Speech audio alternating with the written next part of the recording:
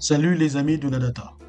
Aujourd'hui, nous allons commencer avec une nouvelle formation intitulée Formation ChromaDB, la base de données vectorielle essentielle pour vos applications IA et LLM.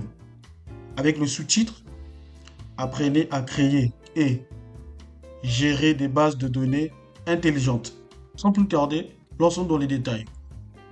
On va se poser la question de savoir c'est quoi Chroma. Alors, s'il s'agit de donner une définition, on dira tout simplement que Chroma est une base de données vectorielle open source native de l'IA. Chroma facilite la création d'applications LLM en rendant les connaissances, les faits et les compétences connectables pour les LLM. Ça a l'air un peu flou, je vous l'accorde.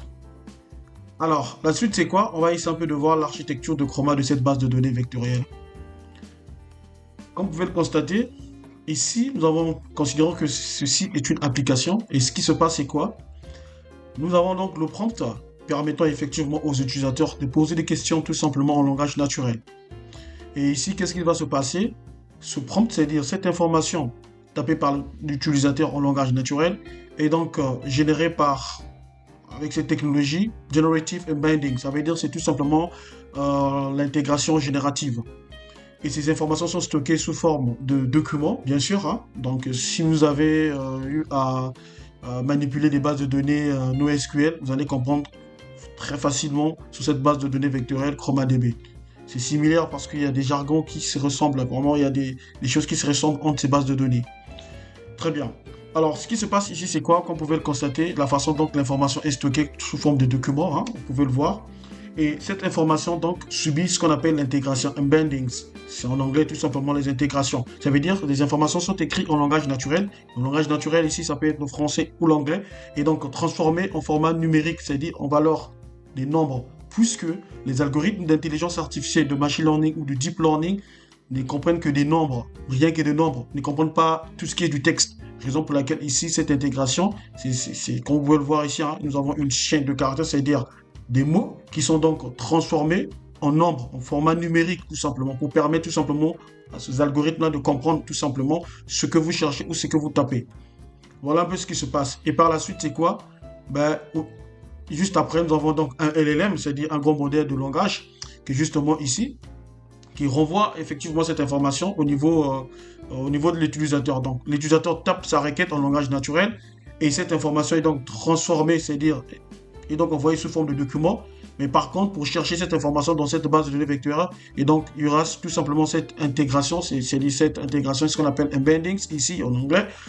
Et du coup, l'information ici, au lieu que ça puisse être retourné sous forme de nombre, tout simplement il y aura donc réconversion, c'est-à-dire de nombres vers des mots, si vous voulez bien, ou encore des chaînes de caractères.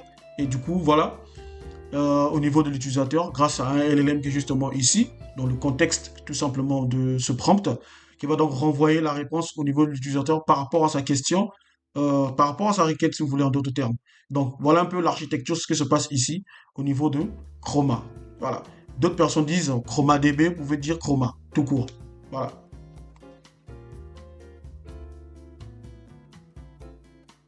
Très bien, comme vous pouvez le constater, nous avons notre architecture ici de notre base de données vectorielle Chroma, ou si vous voulez bien ChromaDB. Et la suite, c'est quoi? On va se poser la question suivante. Ça veut dire quoi? Chroma vous donne les outils pour... Quels sont les outils que Chroma peut vous donner? Ici, le petit temps, nous avons quoi? Stocker les intégrations et leurs métadonnées. Les intégrations ici, en anglais, c'est ce qu'on appelle embeddings. On l'a vu tout simplement dans l'architecture, comme vous pouvez le voir ici, hein?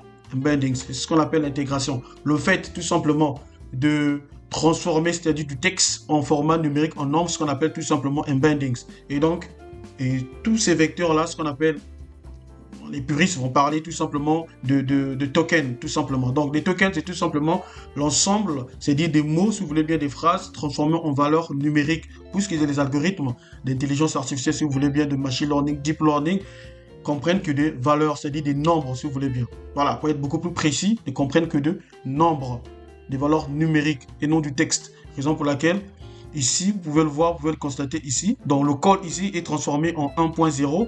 Le mi ici est transformé en 2.1. Et vous pouvez le voir ici, ce nom est transformé en 3.4. Et ainsi de suite. comme vous pouvez le constater. Donc le fait de transformer du texte en format numérique, c'est ce qu'on appelle tout simplement embeddings, l'intégration en français. C'est très important de comprendre cela. Donc je vais revenir ici.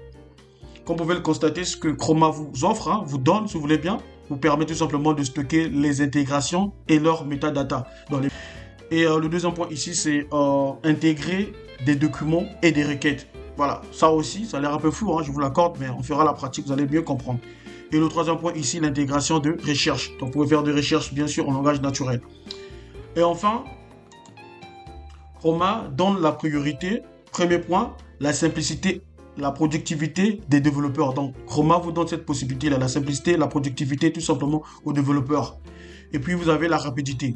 Très important. Donc, vous avez ces deux points, ce que Chroma vous donne comme priorité, si vous voulez bien. Parfait. Alors, je sais que vous avez hâte de commencer, de vous lancer dans la pratique. Pas de problème. C'est ce que nous allons faire maintenant. Alors, ce que nous allons faire ici, c'est quoi? Nous allons donc lancer l'invite de commande de notre ordinateur pour commencer effectivement à installer ChromaDB. Voilà, en version Python. Très bien. Alors, je vais donc faire une recherche ici. Donc, invite de commande, je l'ai déjà ici. Très bien.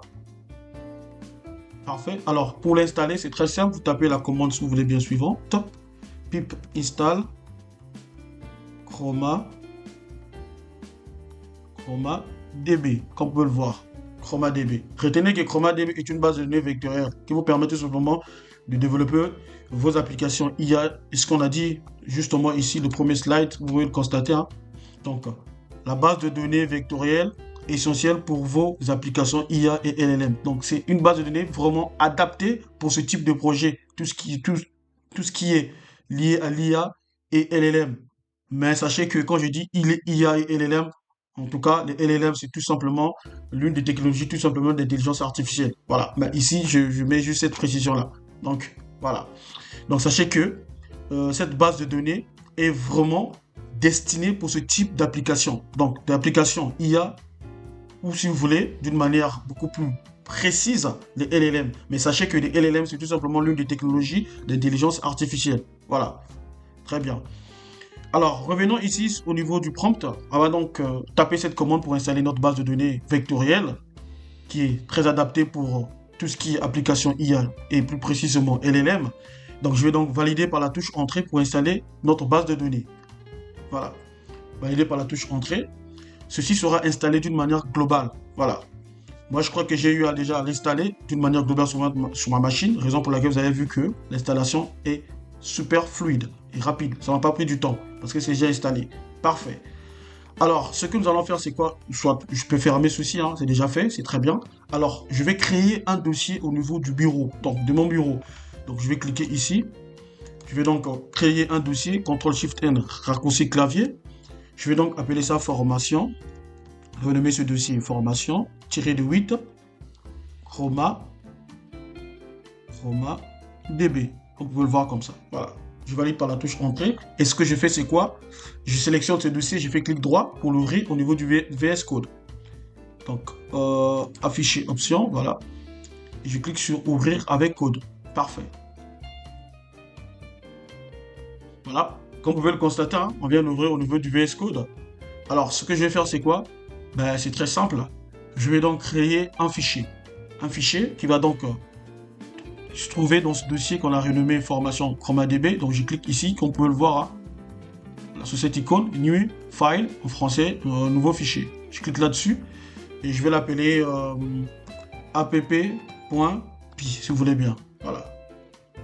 Donc, je vais travailler en Python, donc du coup, je dois renommer l'extension de mon fichier doit être pi, tout simplement. Parfait. Fait.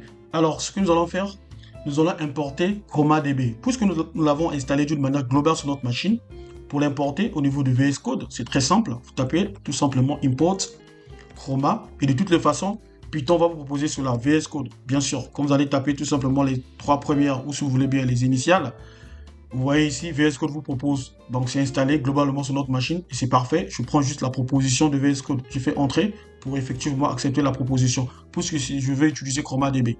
Parfait. Je vais donc à la ligne. Ce que je vais faire, c'est quoi? Je vais donc créer un client ou encore un objet ChromaDB. Donc, je vais donc créer ce client. Donc, ce client, je vais l'appeler tout simplement Chroma, si vous voulez bien, comme ceci. Client. Voilà.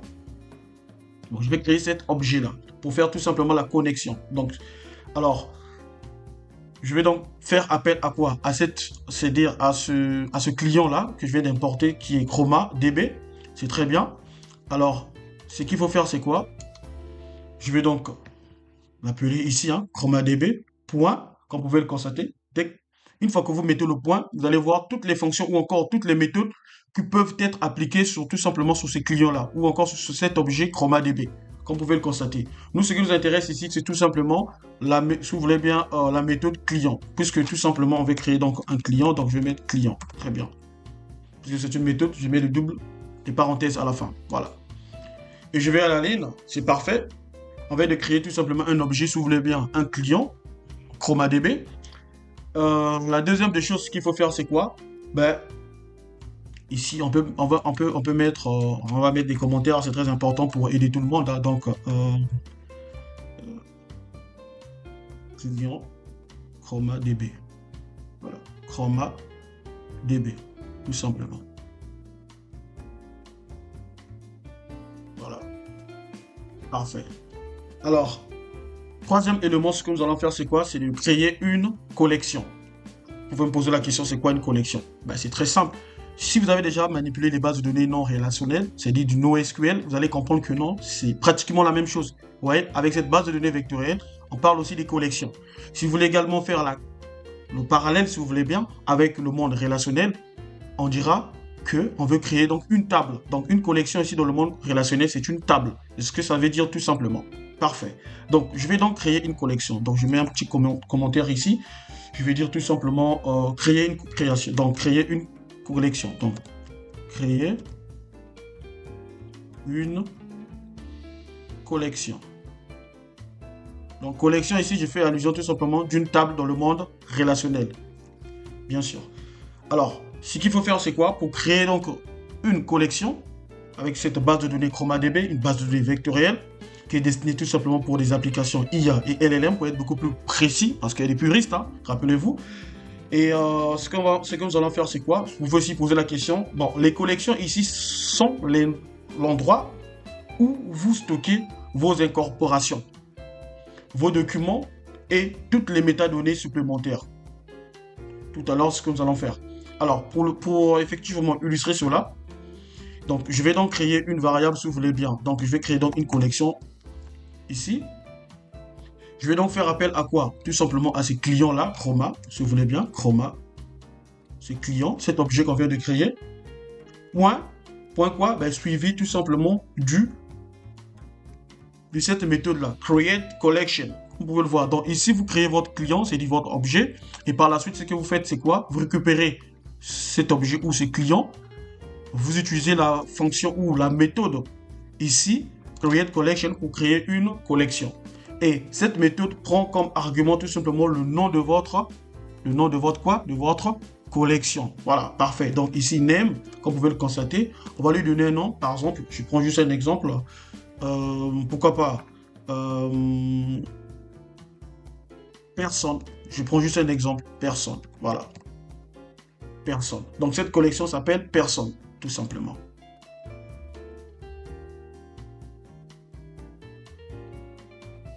On vient donc de créer notre collection en lui donnant tout simplement le nom de personne. Alors, rappelez-vous, hein, dans la définition tout simplement de la collection, on a dit que les collections sont l'endroit où vous stockez vos incorporations, vos documents et toutes les métadonnées supplémentaires. Donc ici, on va donc créer un document. Voilà, ou si vous voulez bien, les documents. Les documents ici, toujours le parallèle avec le monde NoSQL. Le document, c'est pratiquement aussi la même chose avec la base de données vectorielle. Est-ce que vous voyez? Donc, si on veut faire la comparaison avec le monde relationnel, le document fait référence à quoi? Tout simplement à un enregistrement. Voilà, ça c'est dans le monde relationnel. Dans le monde NoSQL ou avec cette base de données vectorielle, bah, le document ici, c'est tout simplement un enregistrement. Alors, qu'est-ce que cela signifie? Ben, regardez, on va donc taper ceci. Donc, je vais mettre un commentaire pour aider tout le monde, hein. Donc, ici, ce que je vais dire, c'est quoi?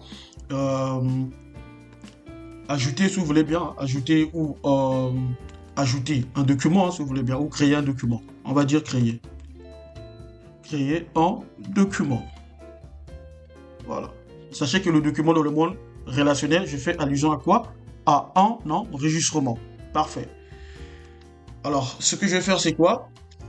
Je vais donc récupérer tout simplement ma collection ici. Vous voyez cette variable-là?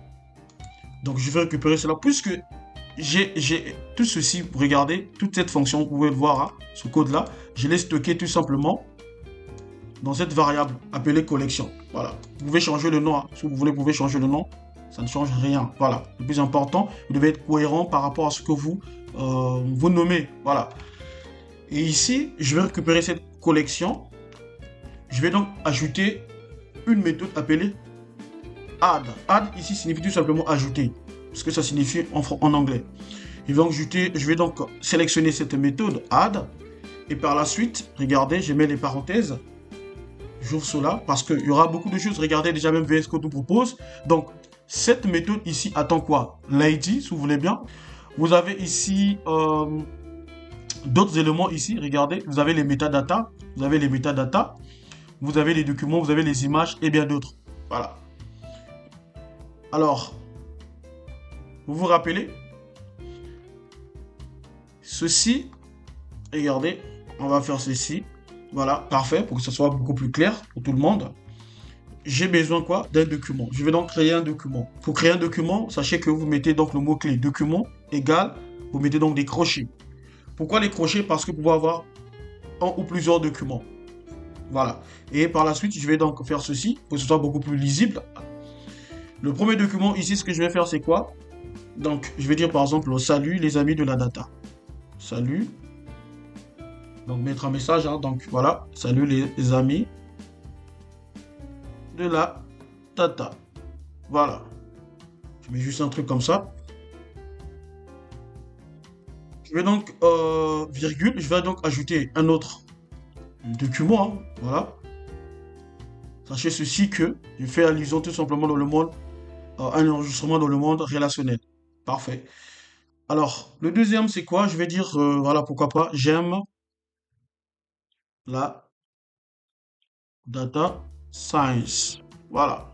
J'aime la data science. Parfait. À la ligne, ce que nous allons faire, c'est quoi? Nous allons donc, ce qu'on appelle interroger la collection. Nous allons donc interroger cette collection qu'on vient de créer là. Pour interroger, donc, je vais mettre un petit commentaire hein, pour aider tout le monde. Hein. La suite, c'est quoi? C'est interroger. Interroger la collection. Parfait. Sachez que le nom de notre collection s'appelle quoi? Personne. Voilà. Qui est donc stocké dans cette variable qu'on appelait collection. Parfait. Alors, pour le faire, c'est très simple. Je vais donc créer une variable que je vais appeler résultat. Donc, pourquoi pas en anglais, hein, si vous voulez bien. Result. Ce que je vais faire, c'est quoi? Je vais donc récupérer cette collection. Voilà, la collection. Point.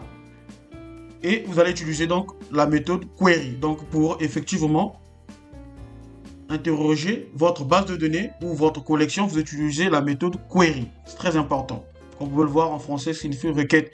Et voici tous les éléments que vous pouvez effectivement implémenter dans cette méthode query. Ce que j'aime bien VS Code parce que vous avez cette proposition-là. Et ça vous donne des idées. Même si vous avez oublié, mais tout en tapant tout simplement le nom de votre méthode, regardez ici, VS Code vous propose.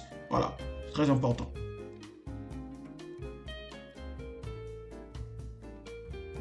Et donc, dans cette méthode, également, nous avons des éléments. Donc, le premier élément ici, c'est tout simplement le query text. Donc, texte de requête, si vous voulez bien. Regardez ici, query text. Le query text, je vais tout simplement mettre, par exemple, voilà, son langage naturel, bien sûr. Hein, je vais donc poser la question en langage naturel. Je mets les crochets, double quote. Par exemple, je vais donc interroger, c'est-à-dire les documents qui sont tout simplement dans... Comme vous pouvez le voir ici, hein, j'en ai deux. Hein, regardez, j'ai deux éléments ici. Alors, pour interroger tout simplement cette collection, je vais donc dire salut.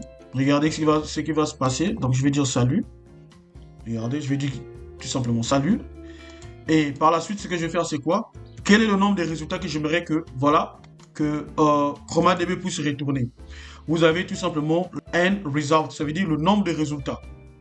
Si vous voulez par exemple ici, imaginez que dans votre document, vous avez plusieurs lignes, hein. Regardez ici, si vous avez plusieurs lignes, donc qu'est-ce qui va se passer? Il va vous ramener tout simplement le nombre de documents que vous allez préciser ici, sur cette méthode end result. Si vous mettez par exemple 2, ça veut dire à chaque fois que vous allez interroger votre collection ou votre base de données, il va vous ramener 2 résultats. Maintenant, si vous mettez par exemple 1 ici, ça signifie qu'il va vous ramener tout simplement un seul résultat, comme vous pouvez le constater. Parfait. Et par la suite, ce qui va se passer ici. Donc, en d'autres termes, cette fonction veut tout simplement un seul résultat et non 2. Parfait. Et à la ligne, ce que je vais faire, c'est quoi? À la ligne, ce que je vais faire, c'est quoi? Ben, c'est tout simplement printer, ça veut dire afficher, si vous voulez bien imprimer ce résultat que la base de données me retourne. Donc, je vais donc utiliser, puisque tout ceci est stocké dans cette variable que vous voyez ici, résultat, ou result en français, en anglais, results. Donc, je vais mettre ceci, results. Parfait. Parfait. Alors, nous, ce qu'on va faire pour un premier temps, je préfère qu'on puisse mettre effectivement les ID, hein, pour identifier tout simplement ces éléments-là. Alors, ici, vous avez une autre méthode appelée ID, c'est-à-dire au pluriel. C'est là où vous allez effectivement préciser, spécifier tout simplement les ID de chaque ligne que vous avez ici dans votre document, comme vous pouvez le constater. Donc, pour cette première ligne, si vous voulez bien, ou le premier élément qui se trouve tout simplement dans cette méthode document, vous avez l'ID, c'est-à-dire, je vais appeler ça ID, libre à vous, hein, de le renommer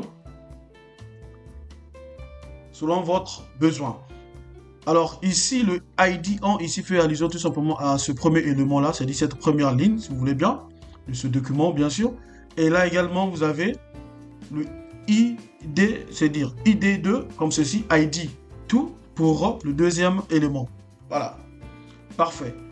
Donc ici, on se rassure tout simplement que chaque, si vous voulez bien, chaque élément ou encore chaque ligne tout simplement qui se trouve dans cette méthode document, puisque c'est un document, hein, ce sont des documents bien sûr, ici doit avoir donc un identifiant. Donc qu'est-ce qui nous permet en fait d'identifier tout simplement cette ligne là, par exemple salut les amis de la data, ben, c'est tout simplement ID1. Et qu'est-ce qui nous permet effectivement d'identifier tout simplement cette ligne ou cet élément qui se trouve tout simplement dans notre document ici, c'est ID2, c'est-à-dire j'aime la data science. Voilà, tout simplement. Et par la suite, ce que nous allons faire, c'est quoi? Ben, on va effectivement compiler tout ceci.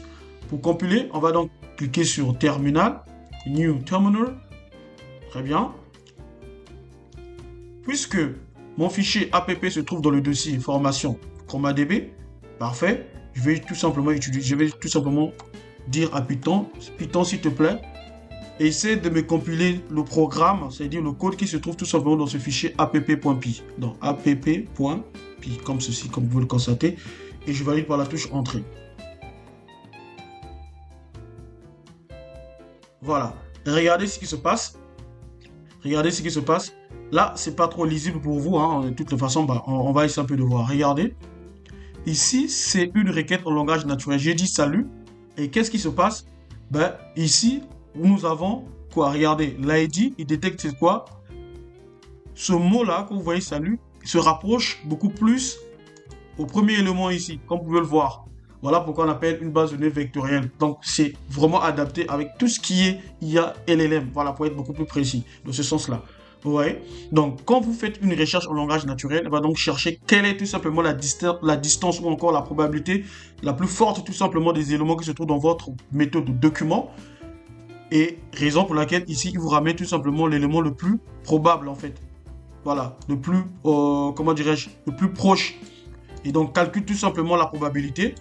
Et ici, comme vous pouvez le constater, on a donc cette distance de, si on arrondit, si vous voulez bien, de 94%. Regardez ici. Donc ici, c'est 93, mais si on arrondit plus qu'un 5 ici, on peut arrondir à 94. Et donc, regardez ici, cette recherche, c'est-à-dire le salut là, se rapproche beaucoup plus à cet élément-là, tout simplement. Vous voyez? Salut les amis de la data.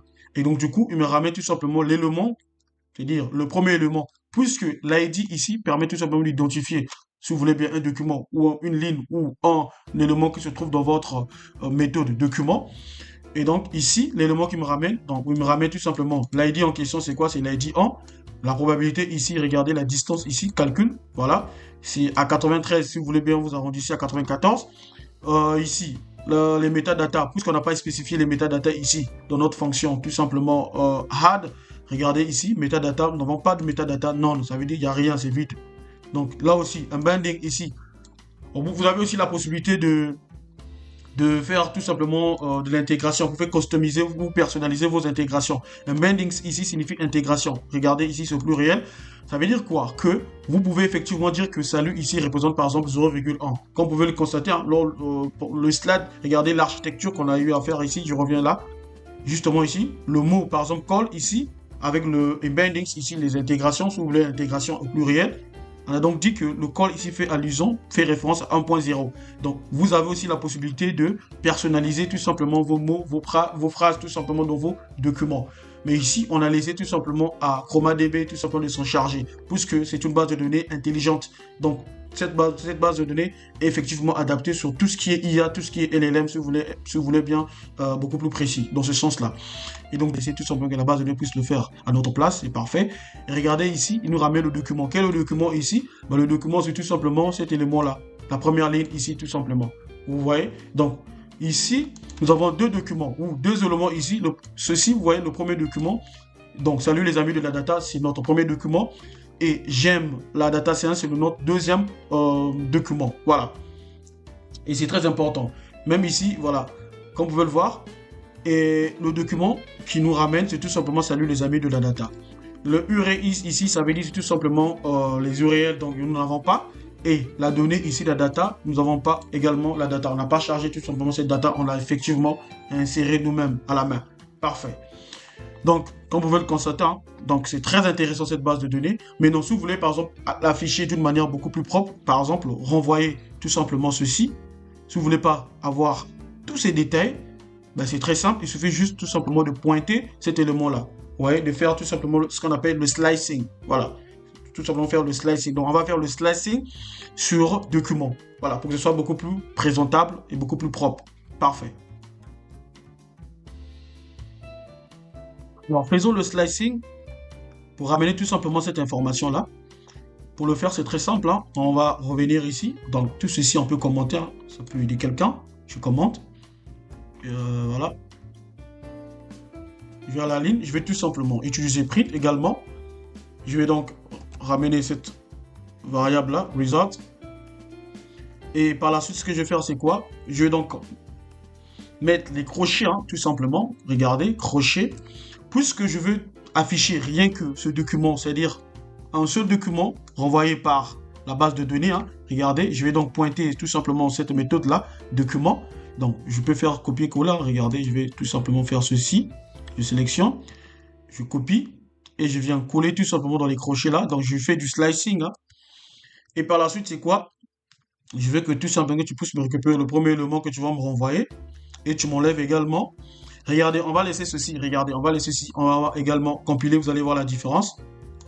Voilà. J'affiche. Voilà. Il me ramène cette fois-ci le document. Mais ce qui m'énerve ou ce qui n'est pas propre ici, c'est quoi? Ce sont les crochets là. Donc pour s'en débarrasser, c'est très simple. Vous voyez, donc il me ramène le document, mais il a effectivement, c'est-à-dire ChromaDB a mis tout simplement ce document dans les crochets. Alors moi, je ne veux pas des crochets, je veux tout simplement le texte. Voilà, je vais tout simplement le texte, c'est-à-dire le document renvoyé. Donc, c'est très simple pour éviter cela, pour s'échapper tout simplement à cela, c'est très simple. Vous ajoutez encore un autre crochet et vous mettez par exemple 0, comme ceci. Et là, on va essayer un peu de compiler. Regardez, je compile. Cette fois-ci, voilà, il me ramène tout simplement le document d'une manière beaucoup plus propre et lisible. Vous voyez, c'est très intéressant. Donc, qu'est-ce que nous avons fait ici? Qu'est-ce que nous avons fait? On a importé ChromaDB. On a donc initialisé notre client, bien sûr, en renommant tout simplement ChromaDB client. Donc c'est un objet, on vient de créer notre objet tout simplement ChromaDB. Et par la suite, c'est quoi? Pour créer une collection, on utilise tout simplement, on fait appel à notre client, c'est-à-dire notre objet, en utilisant la méthode create collection et également en spécifiant le nom de cette collection. Et par la suite, je récupère tout simplement tout ceci que j'ai stocké dans cette variable collection. Vous n'êtes pas obligé d'utiliser le mot collection, libre à vous. Et je récupère tout simplement cette variable-là que nous avons stocké notre collection. Et par la suite, ce que nous allons faire, c'est qu'on va donc ajouter, c'est-à-dire insérer, si vous voulez bien, les documents dans cette collection que nous avons effectivement créée, appelée personne. Et ici, le premier élément ici, c'est notre premier document. Le deuxième élément ici, c'est notre deuxième document. Et par la suite, pour identifier ces documents, si vous voulez bien ici, ou encore ces éléments, il faut donc utiliser ce qu'on appelle la notion des ID. Donc, ID1 fait tout simplement référence tout simplement au premier document. Et ID2 fait référence tout simplement au deuxième document. Voilà. Et par la suite, c'est quoi? On a fait donc ce qu'on appelle l'intégration. Donc, intégrer, ce qu'on appelle embed. OK, embedded, si vous voulez bien, en anglais. Donc, on fait donc si vous voulez bien, c'est-à-dire, on va interroger ici, j'allais dire, hein. Donc, j'allais dire d'abord interroger. On va donc interroger, c'est-à-dire notre collection ou encore notre base de données. Et en interrogeant notre base de données, qu'est-ce qui va se passer? Ben, on va effectivement utiliser la méthode query pour dire requête. Et dans cette méthode query, qu'est-ce qui va se passer? Bon, on utilise tout simplement deux arguments, si vous voulez bien ici. On a query text qui signifie tout simplement le prompt, hein, comme avec les LLM. Hein. Vous avez un prompt pour taper tout simplement vos recherches hein, en langage naturel. Et ici, pour nous, le prompt ici, c'est tout simplement query text. C'est une méthode. Hein, et cette méthode attend tout simplement ce qu'on appelle une chaîne de caractères. Voilà, donc vous pouvez le mettre dans les crochets comme ceci. Et par la suite, vous devez dire quel est le nombre de résultats que voilà, la base de données doit vous renvoyer en fait. Moi par contre, ici, je veux que la base de données puisse me renvoyer tout simplement un seul résultat. Maintenant, si vous voulez par exemple 2, bah, libre, vous mettez 2. Voilà. Et puis, qu'est-ce qui va se passer par rapport à ce prompt? Il y aura donc un calcul, c'est-à-dire de probabilité, si vous voulez bien, et renvoyer tout simplement quel est, par rapport à ce prompt, quel est tout simplement l'élément ou encore le document qui se rapproche par rapport au prompt. Voilà, donc il y a tout simplement cette confiance, si vous voulez bien, c'est-à-dire le calcul de cette confiance de probabilité, si vous voulez bien, en d'autres termes, vous effectivement ramenez le document le plus proche. Voilà, tout simplement. Comme vous pouvez le constater, on fait la recherche en langage naturel. Et c'est ça la particularité tout simplement de cette base de données vectorielle. Voilà. Et par la suite, c'est quoi ce qu'on fait? On veut afficher le résultat. On a vu donc deux manières pour afficher le résultat. Si vous faites tout simplement print et puis suivi tout simplement de cette variable-là, qu'est-ce qui va se passer? Ben, vous aurez tout ceci avec détail. Hein. Vous aurez tout ceci avec détail, c'est-à-dire l'ID renvoyé par la base de données, la distance, c'est-à-dire la probabilité calculée tout simplement. Vous voyez l'indice de confiance, si vous voulez bien en d'autres termes. Vous avez tout simplement votre indice de confiance et on renvoie ici en termes de pourcentage, si vous voulez bien. Et ici, vous avez les métadatas, bien sûr, hein, et puis votre document renvoyé. Et voilà. Alors, si vous ne voulez pas tout ceci, ben, il suffit juste d'utiliser la deuxième méthode pour afficher cela. Donc, print, result, vous indexez, vous faites le slicing. Hein. Donc, vous indexez tout simplement cette méthode document, c'est-à-dire cette méthode-là, document, comme vous pouvez le constater, hein, ceci. Et qu'est-ce qui va se passer? Vous mettez crochet 0, donc pour effectivement ramener le premier élément renvoyé par tout simplement la base de données. Hein. Et si vous voulez, par exemple, vous débarrasser par exemple de ces crochets-là pour que le document ne soit pas dans les crochets, vous ajoutez encore un autre crochet, vous mettez 0. Et là, à chaque fois, vous aurez tout simplement du texte, une chaîne de caractères et non plus des choses dans les crochets. Voilà, là, c'est beaucoup plus clair. Voilà. Alors, on va avancer. Ce que nous allons faire, c'est quoi? Ben, cette fois-ci, on va changer. Au lieu de dire salut, on peut dire, par exemple, ici, j'aime. Je vais dire, par exemple, data. Je vais dire, par exemple, data. Tout simple, tout court comme ça, data. Voilà. Je saisis par exemple data. Il va donc faire la recherche. Quel est le document qui se rapproche par rapport à ce prompt-là? Ouais, par rapport à ce prompt, c'est-à-dire le text query, c'est-à-dire le texte de requête ici. On va donc chercher tout simplement dans notre méthode ici, dans tous les documents qui se trouvent tout simplement dans la méthode document ici. Quel est donc le document qui se rapproche ou encore l'indice de confiance ayant une probabilité forte par rapport à ce que nous avons ici comme prompt, notre prompt. Ben justement, puisqu'ici nous avons data, ben du coup, on va donc chercher quelle est donc cette distance-là.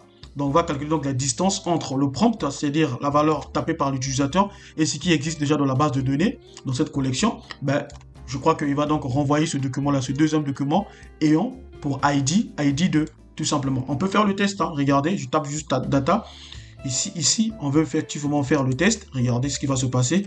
Normalement, il doit nous retourner le deuxième document. Normalement. Vous voyez, voilà. Donc, le deuxième document ici, c'est j'aime la data. Vous voyez, c'est cette distance-là, tout simplement, qui a été calculée. Ou encore qui est calculée, tout simplement. Voilà. Parfait.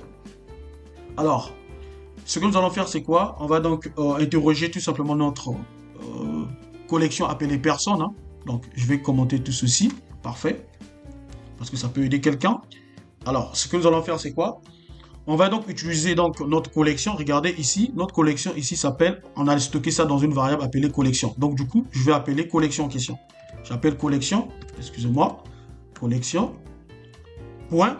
Quand on mettait par exemple collection, point, moi ce que je vais faire ici, je vais donc par exemple afficher le nom de ma collection. Regardez, on va vérifier si le nom de notre collection s'appelle personne. Parce que vous pouvez dire, mais pourquoi pas utiliser directement personne? Regardez, on a dit que le nom de cette collection s'appelle personne. Donc du coup, je vais donc valider ici au niveau du prompt de notre terminal ici. Regardez.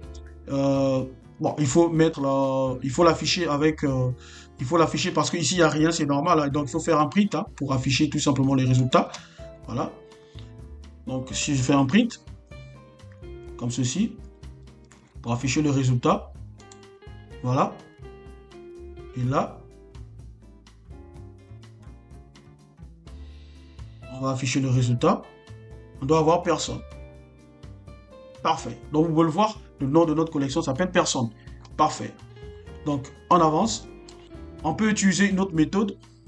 On peut utiliser une autre méthode. Donc, je vais commenter tout ceci. Je commente. Je vais utiliser une autre méthode. Parfait. L'autre méthode, c'est quoi? C'est, par exemple, je veux renvoyer, c'est-à-dire, je veux tout simplement que tout ceci puisse être envoyé sous forme de JSON, si vous voulez bien. Donc, renvoyez votre résultat en forme de JSON. Donc, si vous voulez, par exemple, faire collection, donc, il faut faire print hein, pour afficher le résultat, hein, parce que nous sommes sur VS Code, donc nous ne sommes pas sur Anaconda, hein, donc bien sûr. Et ce que je vais faire, c'est quoi? Je vais donc faire appel à ma collection. J'ai stocké tout simplement dans la variable collection. Point. Par exemple, je vais utiliser la fonction JSON, ou la méthode, si vous voulez bien, JSON. Parfait. Et là, je vais donc afficher le résultat.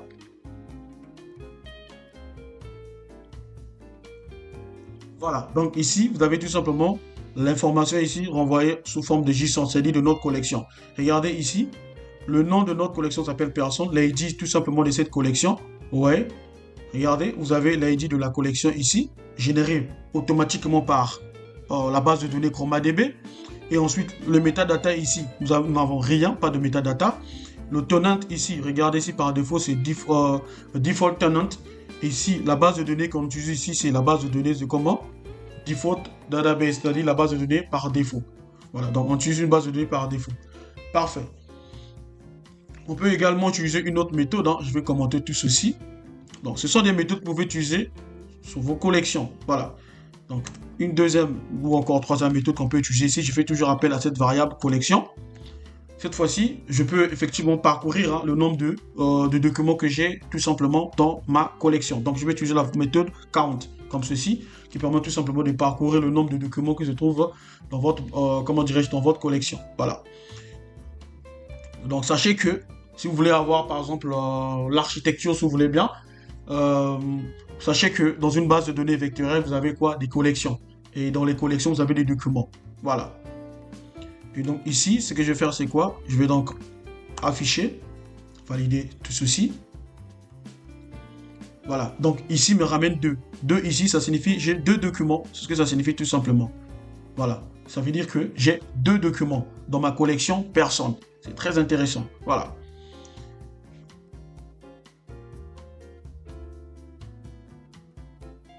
Alors, on peut également faire une recherche par ID. Hein. On peut faire une recherche par ID dans notre collection. Hein. Donc, ce qu'on va faire, c'est quoi?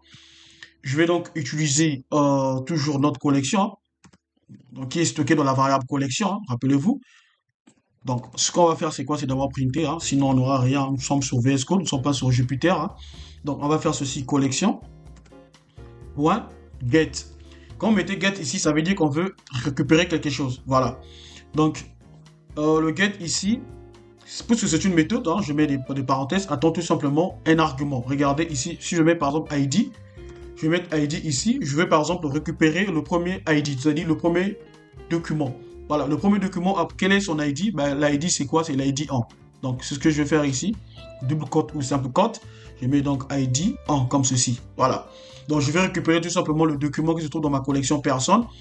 Puisque je connais son ID, ben c'est très simple. Raison pour laquelle dans la méthode get ici, je spécifie tout simplement l'ID, tout simplement. Voilà. Et là, si j'essaie de compiler tout ceci, on va voir le résultat. Je compile là. Normalement, il doit me ramener le premier, voilà, le premier document. Regardez ici, ID 1, le binding, il n'y a pas de binding Pourquoi? Parce que nous, on n'a pas personnalisé tout simplement notre document. Voilà. Et on a laissé tout simplement que la base de données sont chargées. Et ici, les métadatas, on n'a pas des métadatas. Le document ici, ben voici le document pour ID 1. Salut les amis de la data. Ici, nous n'avons pas les URL, donc c'est non. Ici, la data aussi, c'est non. Voilà. Parfait. Regardez ce que nous avons ici. On peut ici faire donc la recherche pour le deuxième document. Je mets par exemple 2 ici. Qu'est-ce qui va se passer? Ben, on aura tout simplement le deuxième document. Voilà, les détails tout simplement de ce deuxième document-là, comme ceci. Si je valide par la touche Entrée, normalement, il doit me ramener le deuxième document. Pourquoi? Parce que le deuxième document a pour ID 2. Regardez ici. J'aime la data science. Voilà, très intéressant. Donc, vous pouvez faire la recherche par ID, hein, en utilisant tout simplement la méthode GET. Voilà, appliquée directement sur votre collection. Parfait.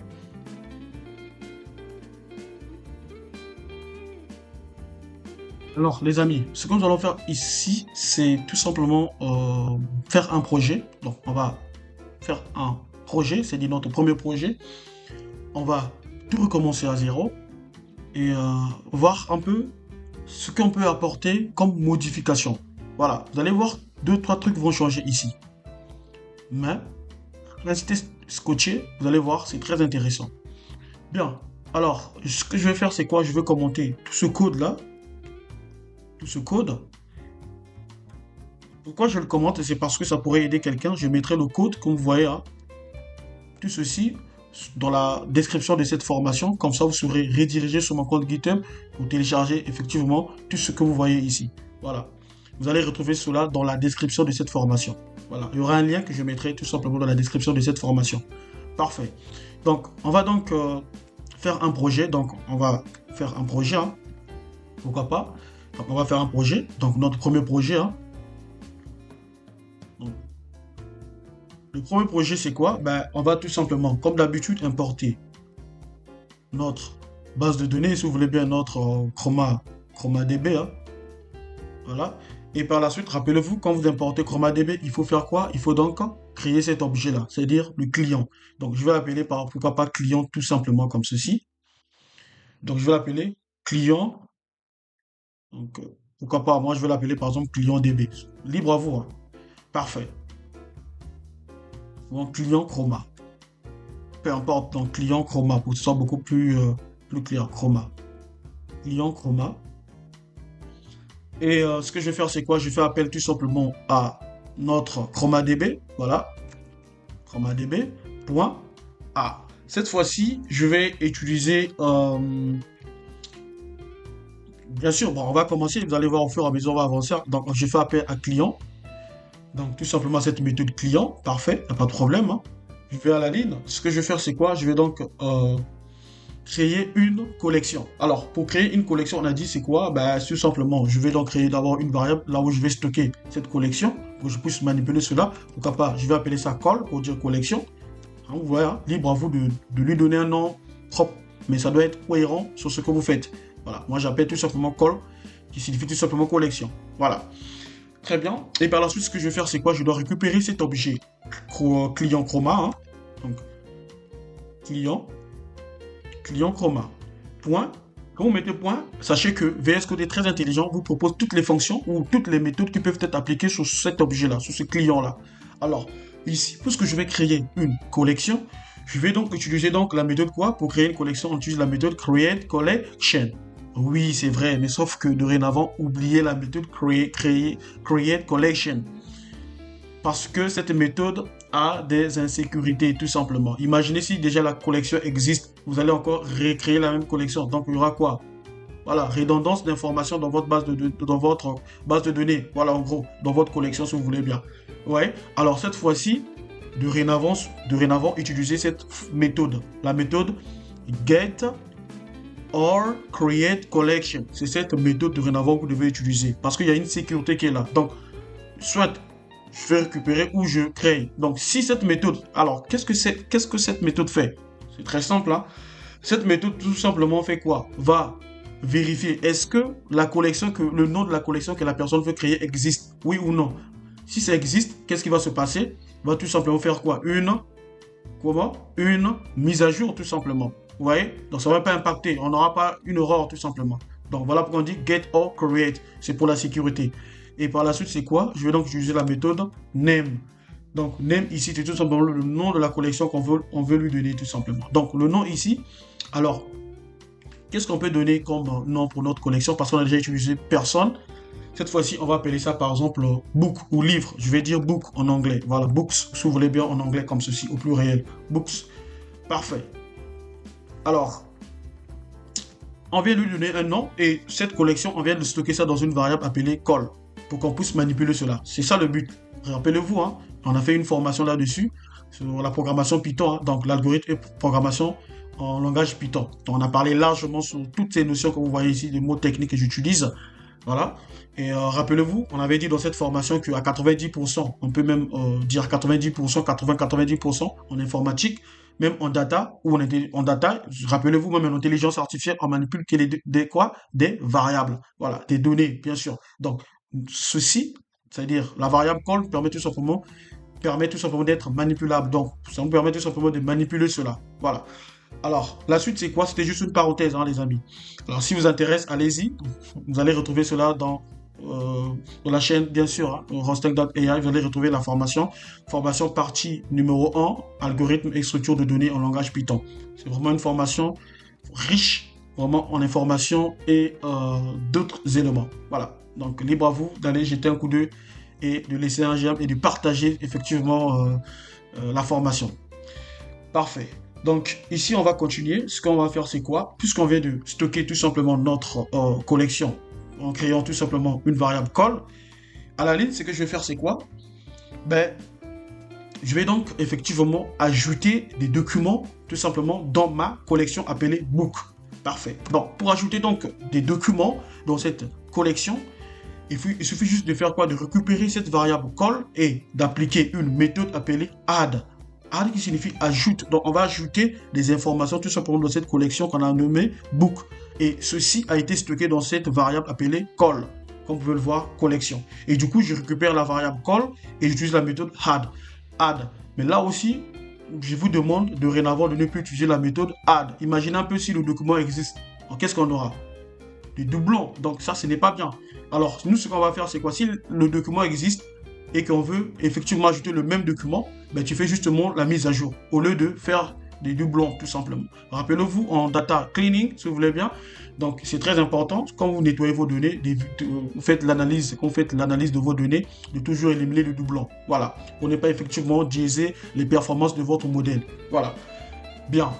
Alors, ce que nous allons faire, c'est quoi? Nous allons effectivement supprimer, tout simplement, on va utiliser une autre méthode appelée quoi? Donc, on va utiliser une autre méthode appelée appset. Voilà, dorénavant, utiliser la méthode appset.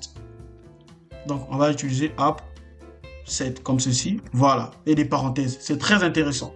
Et vous voyez déjà ce que même VS Code vous propose, les arguments que vous pouvez utiliser ici dans cette méthode appset. C'est très intéressant. Donc, si le document existe, ben, tu fais juste la mise à jour. Si ça n'existe pas, donc tu crées donc ce document. C'est ce que appset fait. Oubliez donc la méthode add. Voilà. Parfait. Et rappelez-vous, dans la méthode add, on avait quoi? Le document, c'est-à-dire la méthode, euh, c'est-à-dire l'argument document. Vous avez également l'argument ID pour référencer tout simplement ces documents. Et vous avez aussi bien d'autres, hein. Vous avez aussi les metadata, vous avez plein d'autres éléments, arguments dans la fonction, dans la méthode ou fonction add qu'on a eu à utiliser. C'est la même chose aussi avec la méthode appset. Voilà. Donc, apps signifie tout simplement update et set ici signifie insert, donc pour insérer. Donc, fais la mise à jour si l'information existe, ben, tu fais juste la mise à jour, tu ne crées pas le doublon. Mais si ça n'existe pas, tu crées, c'est ce que ça signifie. Voilà pourquoi et cette méthode est vraiment sécurisée. Parfait. Donc, je vais utiliser donc cet argument document. Et document ici, rappelez-vous, prend des crochets, hein, vous rappelez, hein, et prend des crochets. Et par la suite, c'est quoi? Vous pouvez effectivement spécifier vos documents. Donc voilà, ici ce que je vais faire c'est quoi? Le premier document que je vais créer ici, je vais dire par exemple livre Python. Donc livre Python A, livre, on va dire ceci, livre Python, quelque chose comme ça, hein, livre Python à, par exemple, je vais dire à 50 euros, quelque chose comme ça, 50 euros, voilà, 50 euros, livre Python 50 euros, voilà, virgule. Je vais créer donc un deuxième élément, ou si vous voulez bien, un deuxième document. Voilà. Livre R. Donc le langage R, si vous voulez bien, c'est un langage de programmation. Livre R A. Pourquoi pas 15 euros. Voilà. 15 euros. Troisième document, ici. Livre Java. Par exemple, à 49 euros. Voilà. Quatrième document, livre JavaScript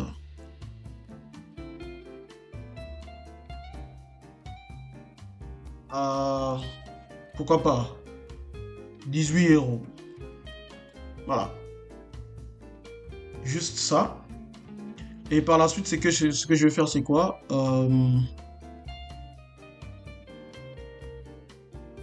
Voilà. Il faut donc spécifier les ID pour référencier tout simplement ce document ou encore ces éléments. Donc je mets une virgule ici, je vais à la ligne.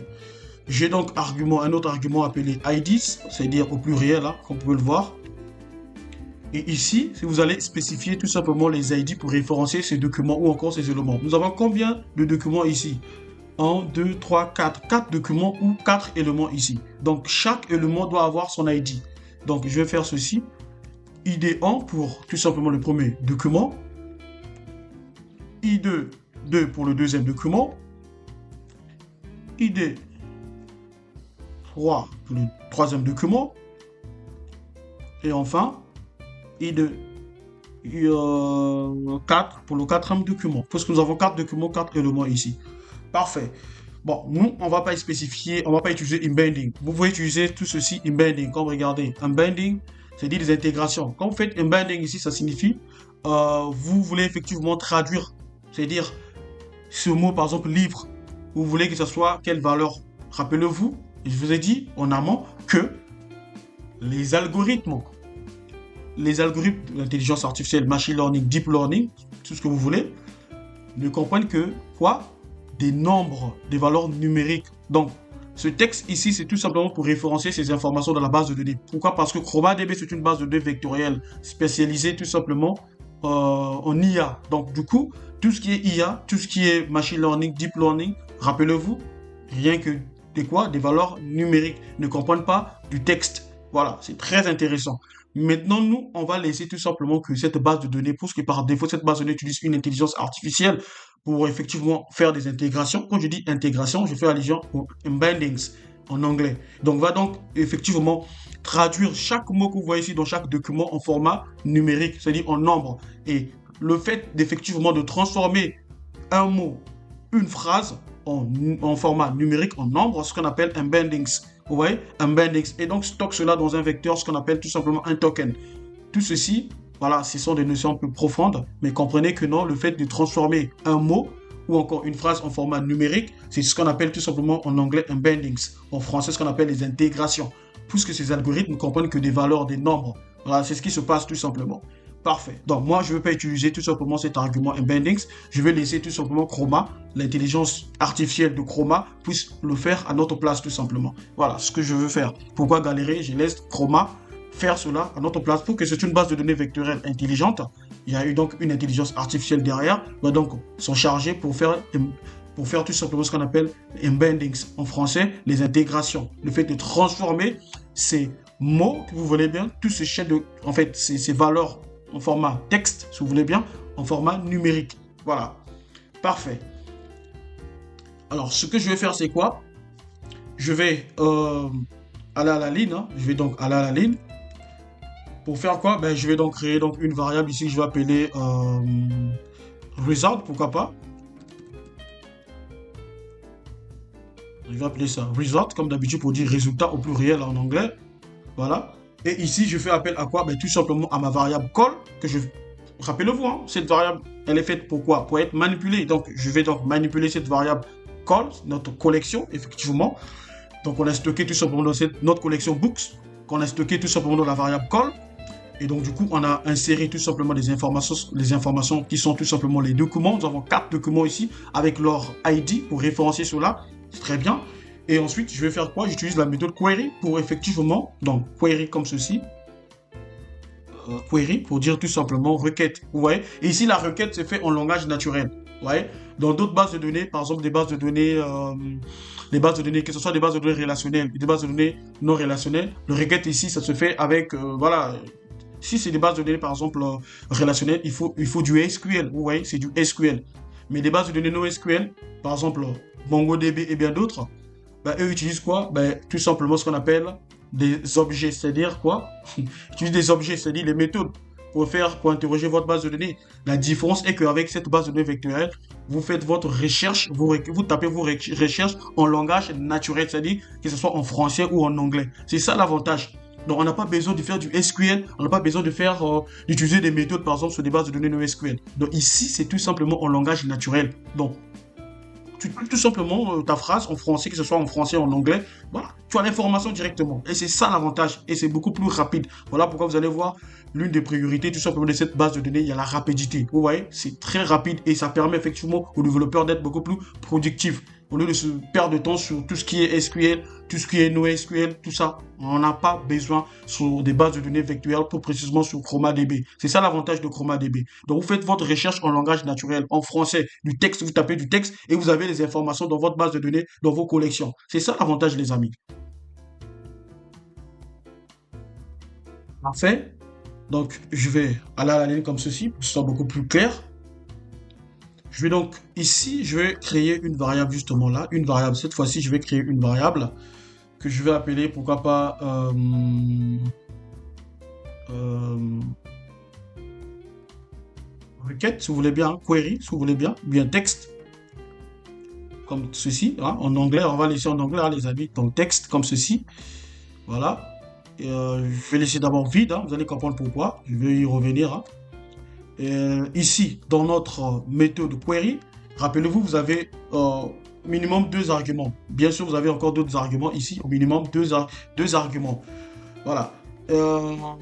Donc, le premier argument, c'est query, query text, hein. Vous avez query text. Et ce que je vais faire, c'est quoi? Je vais tout simplement récupérer le texte qui est ici. Donc, ce que l'utilisateur va taper comme requête, voilà. Donc, query text. Alors, pourquoi pas effectivement utiliser une méthode en Python. Donc je vais appeler, donc cette fois-ci je vais donner la possibilité à l'utilisateur, ça sera très intéressant. Donc je vais dire input, je vais utiliser la fonction input, tapez votre requête, je vais dire tapez votre requête en langage naturel. Donc on va dire par exemple tapez votre, un exemple là, tapez votre requête, vous voulez bien, voilà, requête en langage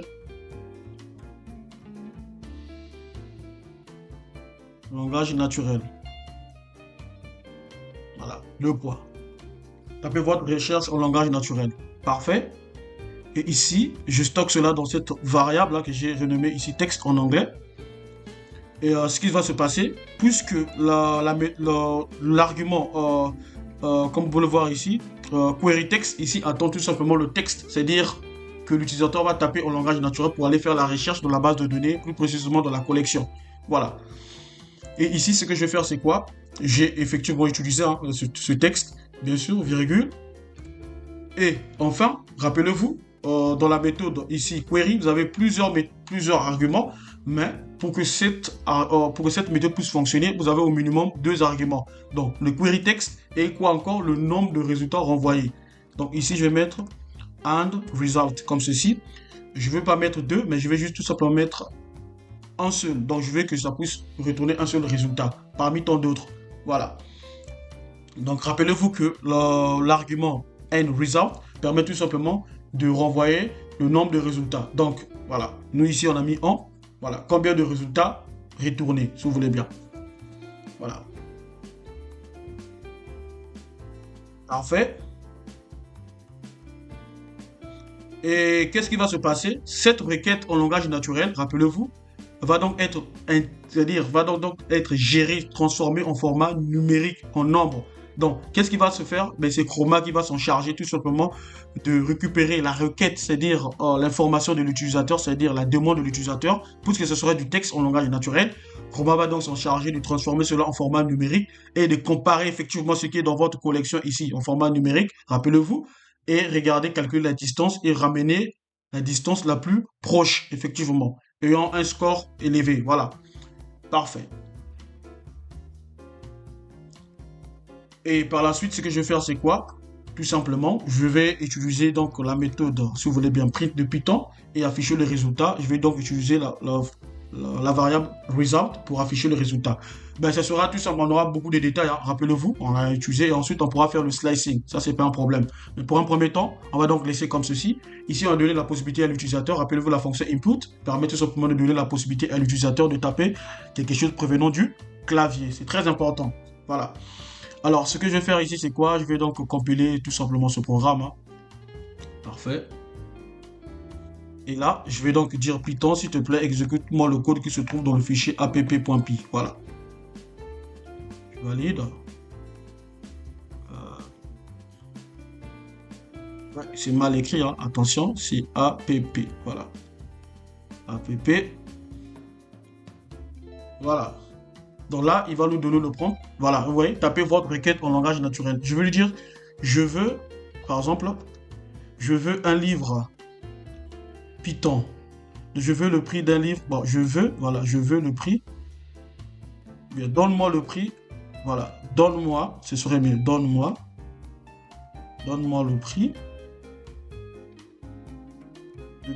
excusez-moi, donne-moi le prix d'un livre Python. D'un livre Python. Voilà. Regardez ici, je valide par la touche entrée. Et qu'est-ce qui se passe? Ah, il me ramène le document ayant pour ID 1. Pourquoi? Parce qu'il a détecté, il a calculé la distance. Quelle est la distance la plus proche, tout simplement, de ce document? Eh ben, c'est tout simplement... en fait, de cette information, j'allais dire de cette requête en langage naturel, mais c'est tout simplement le document ayant pour ID quoi? En. Voilà, donc livre Python à 50 €. Raison pour laquelle là, il me ramène tout simplement, regardez ici, ici, là il dit en, la distance ici c'est à 80, voilà, vous voyez, à 83%. Regardez ici, là il dit ici dans l'indice de confiance ici, pour 83%. Si on arrondit tout simplement 84%. Donc c'est énorme, raison pour laquelle parmi il a calculé donc, la distance de tous ces documents et le document qui ramène plus, en fait la distance la plus importante ici, c'est tout simplement ce document ayant pour ID en, tout simplement. Voilà. Et les métadatas ici, on n'a pas utilisé les métadatas, il n'y a pas de problème. Embedding ici, on a laissé tout simplement Chroma plus gérer tout ce qui est embedding, c'est-à-dire intégration, transformer tout ce qui est du champ de caractère en format numérique, en nombre. On a laissé tout simplement cette base de données puisse s'en charger, ChromaDB puisse s'en charger, puisqu'elle est faite pour ça. C'est une base de données intelligente, voilà. Et donc ici, il a dit, là, ici, Chroma dit ceci, ben écoute, tu n'as pas personnalisé cela, c'est moi qui effectivement a personnalisé cela, et du coup, il ramène tout simplement non. Et puis le document ici, ben, le document ayant une distance plus importante par rapport aux autres, ben c'est ce document-là, livre Python à 50 €. Et puis ici, vous avez URIs, c'est-à-dire c'est pour tout ce qui est les URL, hein, les liens que vous pouvez effectivement ajouter. Et là également, il y a 0, c'est non. Voilà. Maintenant, si vous voulez par exemple personnaliser cette réponse-là, rappelez-vous ce qu'on a eu à utiliser juste au début. Alors ici, on va appliquer ce qu'on appelle le slicing. Donc, je vais copier tout simplement cet argument document. On va faire le slicing, pourquoi pas. Et là, je vais faire un crochet. Et dans ce crochet, je vais donc stocker tout simplement cet élément-là document. Pourquoi? Je veux tout simplement les documents. Je ne veux pas que tu puisses ramener les ID, les distances. Je ne veux pas. Les embeddings, ici, l'intégration. Je ne veux pas que tu puisses me ramener les URIs et les data. Je veux juste tout simplement le document. Raison pour laquelle on va faire le slicing. Et donc là, je vais donc crochet 0. Si vous laissez ce crochet 0 comme ceci, vous aurez tout simplement, rappelez-vous, vous aurez tout simplement l'information là dans un seul crochet. Mais moi, je vais enlever tous les crochets, que ce soit tout simplement du texte. Voilà. Donc, il faut doubler encore les crochets, comme ceci. Voilà, vous mettez encore 0. Et là, ce que je vais faire, je vais copier tout simplement la même requête en langage naturel, comme vous pouvez le voir, hein. Ça, c'est la requête en langage naturel. Et ici, je vais compiler mon programme. Regardez ce qui va se passer. Je vais donc coller, coller ce texte. Voilà, et je valide par la touche Entrée. Cette fois-ci, l'information est affichée d'une manière beaucoup plus claire et lisible et compréhensible pour les utilisateurs. Vous voyez, la puissance de ChromaDB, la puissance d'une base de données vectorielle. On n'a pas besoin de faire du SQL, taper de requêtes, tout ceci. Non, juste en langage naturel, nous avons ce résultat-là. C'est parfait et cette base de données est justement créée pour résoudre ce type de problème. Voilà.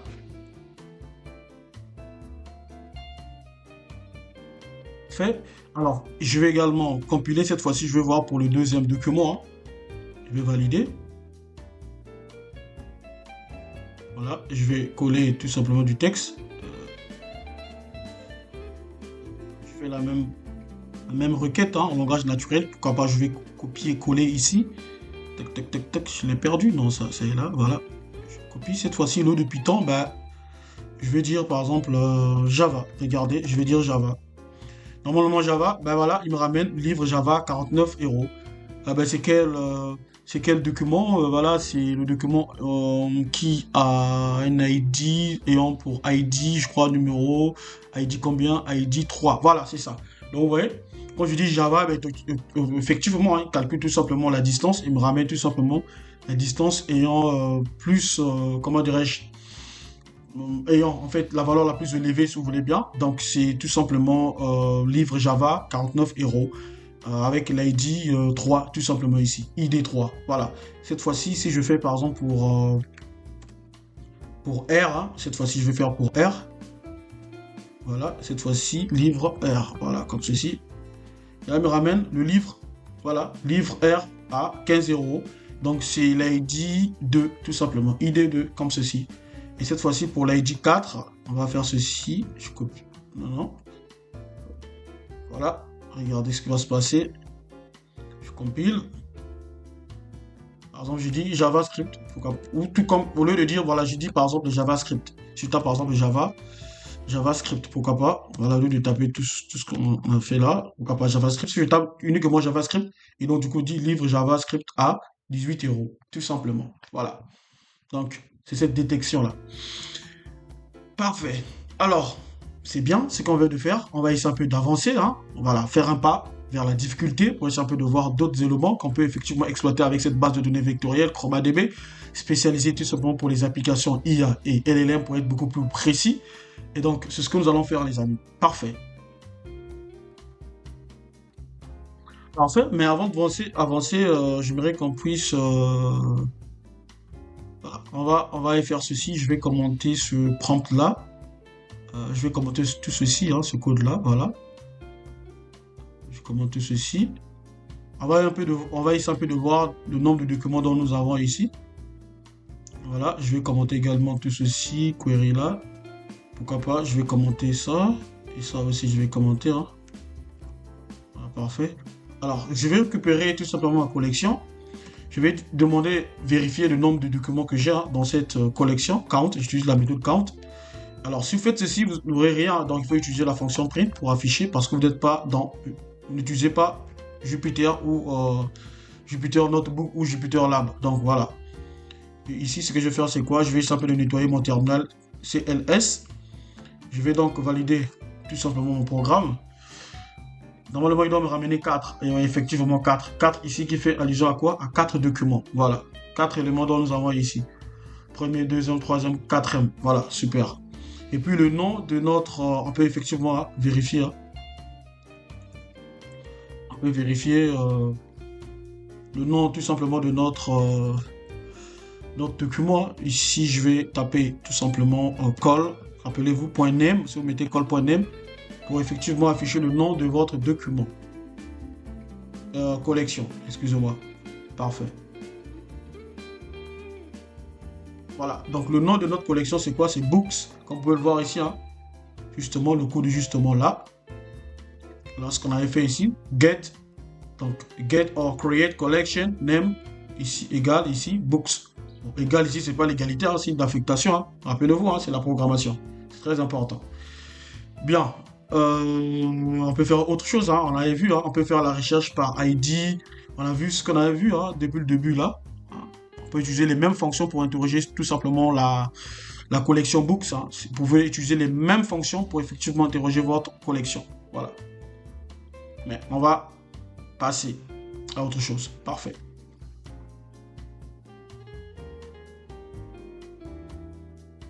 Alors les amis, ce que nous allons faire c'est quoi? Moi j'aimerais effectivement visualiser ma base de données. Je veux voir en fait ma base de données dans ce dossier formation ChromaDB.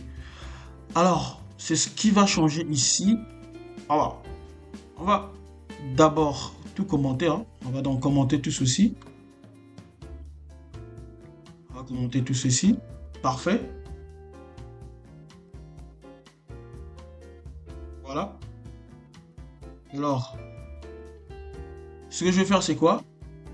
On va faire ce qu'on appelle lancement d'un client ChromaDB persistant.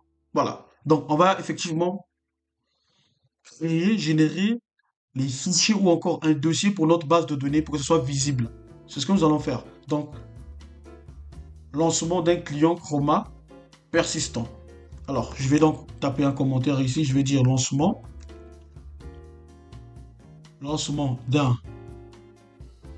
d'un client Chroma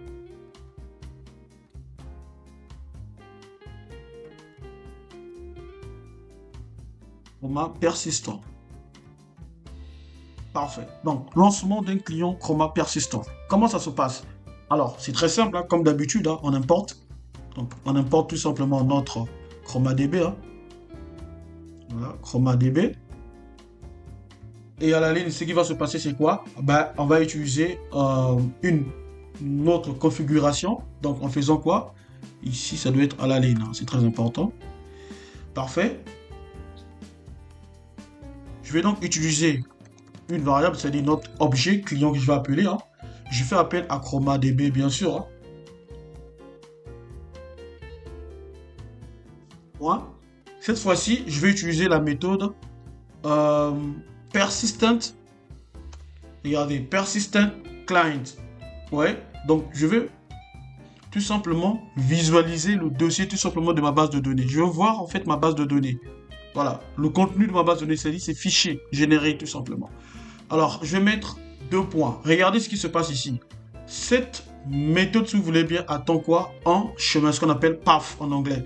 Donc, un chemin là où la base de données sera stockée. Puisque moi, j'aimerais, vous pouvez mettre ça n'importe où dans votre PC, hein, n'importe où, hein, que ce soit dans document, téléchargement, peu importe. Mais puisque moi, je suis dans le bureau et dans le bureau, j'ai créé un dossier renommé par formation ChromaDB. Et donc, si je ne mets pas en fait, je ne spécifie pas en fait le chemin, qu'est-ce qui va se passer? Ben, cette base de données sera tout simplement stockée dans ce dossier-là, formation ChromaDB, justement là où se trouve le fichier app.py. C'est ce que moi je veux. Mais si vous libre à vous de mettre ou encore de spécifier le chemin, là où tout simplement la base de données sera stockée. Voilà. Donc ici, je ne vais pas mettre le chemin. Parfait. Alors, à la ligne, ce que je vais faire, c'est quoi? Comme d'habitude, hein, je vais effectivement créer une collection, hein, si vous voulez bien. Je vais donc créer une collection rapidement. Vous savez déjà, vous êtes maintenant habitué comment créer une collection. Donc, vous avez tout simplement le mot-clé, par exemple. Ici, je vais mettre call comme ceci avec 2 L pour faire la différence, pour dire collection. Et qu'est-ce que vous faites? Vous récupérez tout simplement votre client point comme ceci et vous utilisez la méthode get or create. Vous n'utilisez plus la méthode get collection, create collection. N'utilisez plus create collection. C'est pas vraiment sécurisé, c'est pas bon. Ouais, vous risquez d'avoir des doublons dans votre base de données ou encore dans votre collection. Donc pour éviter les doublons, utilisez la méthode get or create. Voilà. Parfait. Et ici, vous spécifiez tout simplement le nom de votre collection. On va appeler ça, je ne sais pas, pourquoi pas PC, hein. Bon, je sais pas, peu importe hein, si vous voulez bien. Bon, on va appeler ça voiture. Voilà, pourquoi pas voiture. Voilà, juste pour le fun. Donc, voiture comme ceci. Voilà. Si vous voulez au pluriel, là. Parfait. Entrée. Et ce que nous allons faire, c'est quoi? On va donc ajouter tout simplement des documents dans notre collection voiture, bien sûr. Qu'est-ce qu'il faut faire? Ben, je récupère tout simplement cette collection. Puisque c'est stocké dans la variable call avec 2 L, là, je vais pas utiliser la méthode add, rassurez-vous, ça aussi c'est pas bon pour la sécurité. Donc utiliser la méthode app set. Donc soit tu fais une mise à jour, soit tu insères. Voilà, tout simplement. Parfait. Et rappelez-vous, hein, cette méthode fait quoi? Ben, attend tout simplement quelques arguments ici. Par défaut, vous avez tout simplement document, voilà, comme ceci. Et dans document, ici, voilà. Je vais mettre par exemple, pourquoi pas, la marque, hein. Je vais mettre par exemple Davros, hein. Juste une marque, hein. Si vous tapez ça, vous ne le verrez pas sur Internet, hein. C'est juste une, voilà, une idée, hein. Et puis, vous avez quoi encore? BMW, hein. BMW, voilà. Vous avez, quoi d'autre encore? Des marques des voitures. Euh, les amis, écoutez, on va pas galérer. Euh, VX, pourquoi pas, hein. VX, juste un exemple là. Et puis vous avez RAV4, peu importe, hein, c'est juste des exemples. Nous ne sommes pas là pour se compliquer la tête. Donc RAV4, voilà, comme ceci. Libre à vous, hein, de mettre les noms que vous jugez bon, hein, pour vous, hein, voilà. Parfait. Alors, ce que je vais faire, c'est quoi? On vient de créer, voilà, nos documents, hein. Donc on a combien de documents? Un, 2, 3, 4 documents. Voilà. On va s'arrêter avec 4 documents. Et donc ici, virgule, vous devez spécifier tout simplement les ID, hein, pour référencier tout simplement ces marques de voitures, hein. Donc ici, je vais donc utiliser un argument appelé IDs, c'est-à-dire au pluriel, comme ceci. Donc on va donc prendre des crochets comme ceci. Donc ID1 pour Davros, donc la marque Davros, la voiture Davros. I2 pour la marque de voiture, par exemple BMW. Et I2 ID3, c'est pour voilà, la marque de voiture VX. Bon, VX ici, pourquoi pas le V majuscule. Voilà. Et enfin, nous avons la marque par exemple RAV4, hein, peu importe, hein. Donc je vais mettre ID4, comme ceci, puisque nous avons 4 documents. Voilà, parfait. Et ce que nous allons faire, c'est quoi? Bien sûr, hein, on va, pourquoi pas, cette fois-ci, interroger, si vous voulez bien, notre base de données, on fait taper une requête, hein. Donc on va dire ceci, pourquoi pas, result, hein. Bon, j'aime bien, mais libre à vous de taper un nom, hein, comme bon vous semble, hein. Donc result, ici, je vais faire quoi? Ben, je vais tout simplement récupérer tout simplement ma collection avec deux L. Point quoi? Ben, tout simplement la méthode query pour taper tout simplement cette requête en langage naturel. Et query ici attend tout simplement au minimum, je dis bien au minimum, deux arguments. Le premier argument, c'est quoi? C'est query text, c'est-à-dire le texte. Excusez-moi, je ne vais pas utiliser binding query. Je vais utiliser tout simplement query text. Voilà, query text, bien sûr, hein. Tout comme ici, vous pouvez donner la possibilité à l'utilisateur, hein, libre à vous, hein. Tout comme vous pouvez donner la possibilité à l'utilisateur. Je vais donc créer donc une variable que je vais appeler text user. Voilà, pourquoi pas.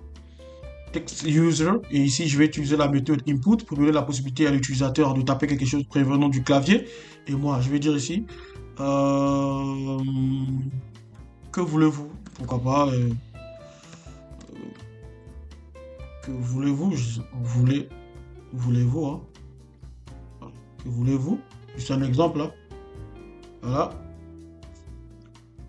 Et par la suite, ce qui va se passer, c'est quoi? Je vais, voilà, que voulez-vous? Ensuite, je récupère cette variable-là, regardez. Et je vais donc justement remplacer ici, là où il y a query text, parce que query text ici attend tout simplement une chaîne de caractères, si vous voulez bien, c'est-à-dire la requête de l'utilisateur, bien sûr provenant du clavier. Et par la suite ici, quel est le nombre de résultats que vous voulez renvoyer? Voilà, moi je vais juste renvoyer un seul résultat. Je ne vais pas renvoyer plusieurs résultats. Donc ici, je vais utiliser l'argument un result, et ici je vais spécifier en pour dire que je veux justement un seul résultat. Si vous mettez 2, 3, ça veut dire que vous aurez 2 ou 3, voilà, résultats. Mais libre à vous, voilà. Et par la suite, ce que je veux faire, c'est quoi, les amis? Je veux justement afficher le résultat. Par exemple, je vais donc utiliser la fonction print de Python par défaut. Donc ici, ce que je vais faire, c'est quoi? Je récupère donc cette variable result, comme ceci. Puisque je ne veux pas effectivement avoir des trucs un peu bizarres avec d'autres éléments, moi je vais tout simplement faire du slicing. Et en faisant le slicing, je vais donc appliquer donc document, comme vous pouvez le constater. Et je vais donc faire ceci. crochet, hein, comme ceci, crochet 0, double crochet 0 pour avoir uniquement du texte. Parfait. Et voilà. Et ce qu'on va faire, c'est quoi? Bah, je vais tout simplement compiler ce résultat. Voilà. Je fais ceci. Regardez ce qui va se passer. En compilant, vous allez voir la base de données sera générée ici. Voilà, tout simplement. Fait, donc je vais donc dire à Python de compiler ce programme, hein. On va voir ce qui va se passer.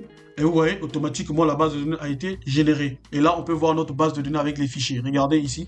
Donc, il nous crée tout simplement un dossier appelé Chroma avec un fichier pour extension SQL. Donc, SQLite 3. Voilà. Donc, tout ceci est stocké d'une manière voilà, vectorielle, tout simplement, puisque c'est une base de données vectorielle. Parfait.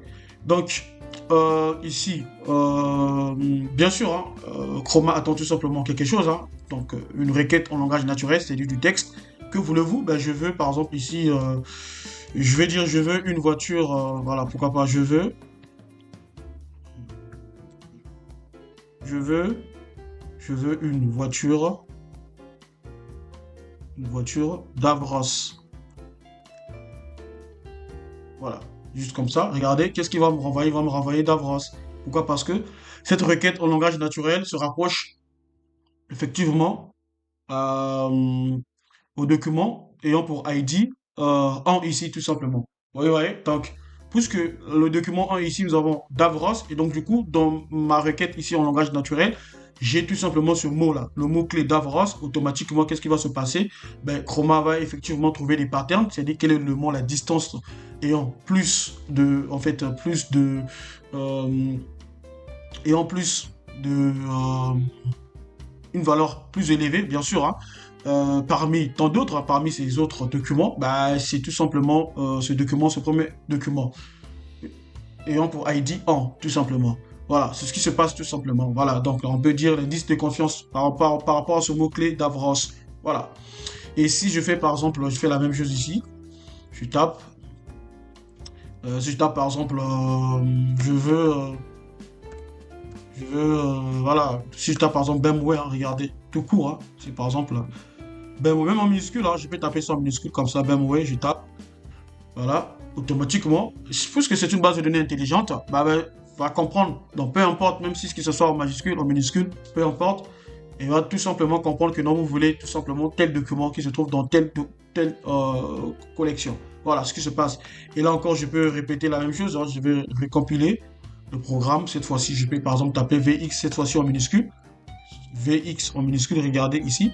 On va donc comprendre que non, je veux effectivement le simplement ici dans cette collection qui est en majuscule. Vous voyez? Donc voilà. Et je vais encore taper pour effectivement terminer avec cette recherche ici. Voilà, si je tape par exemple RAV4 en minuscule, hein, donc on n'est pas obligé de taper ce qui est même dans la collection, dans la base de données, RAV4 comme ceci. Donc renvoyer en fait la bonne information écrite dans la base de données ou encore dans la collection. Vous voyez, RAV4, c'est très intéressant. Et ici, vous avez la possibilité effectivement de faire d'autres recherches. Et donc là, vous avez donc votre base de données qui est beaucoup plus visible. Qu'est-ce qui fait ça? Ben, c'est tout simplement la méthode persist. Vous voyez, c'est cette méthode-là, on va en voir. Hein, voilà. Persistent Client, voilà, c'est cette méthode-là, Persistent Client, qui fait de telle sorte que votre base de données puisse être générée en fait d'une manière physique. Vous pouvez voir effectivement votre base de données Chroma, ouais, voilà. Et ces informations sont stockées d'une manière vectorielle dans cette base de données ici avec ayant pour extension SQLite 3. Voilà, c'est très intéressant.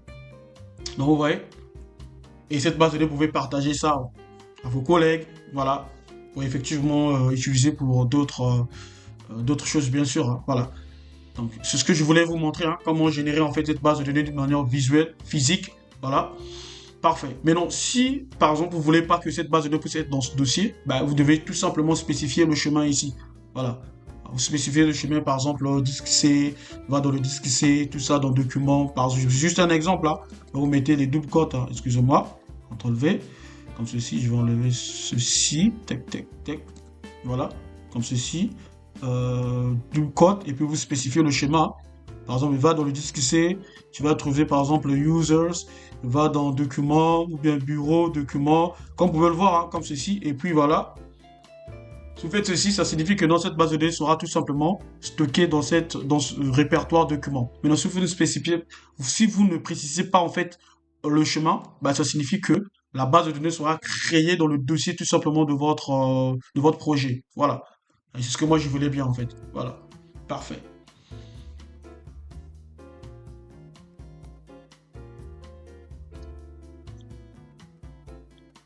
Alors les amis, on va faire un pas vers la difficulté. Imaginez un peu, vous êtes dans une entreprise et qu'on vous donne une base de données, par exemple ChromaDB. On vous dit, bah écoute, Rosteng, est-ce que tu peux te connecter sur la base de données ChromaDB qui se trouve en local, la base de données en local. On vous donne tout simplement cette base de données dans une clé USB, disque dur, peu importe, mais en local. On vous demande tout simplement de se connecter sur cette base de données-là. Regardez cette base de données. On vous demande de vous connecter sur cette base de données pour que vous puissiez effectivement faire un peu quelques manipulations, récupérer des informations et autres.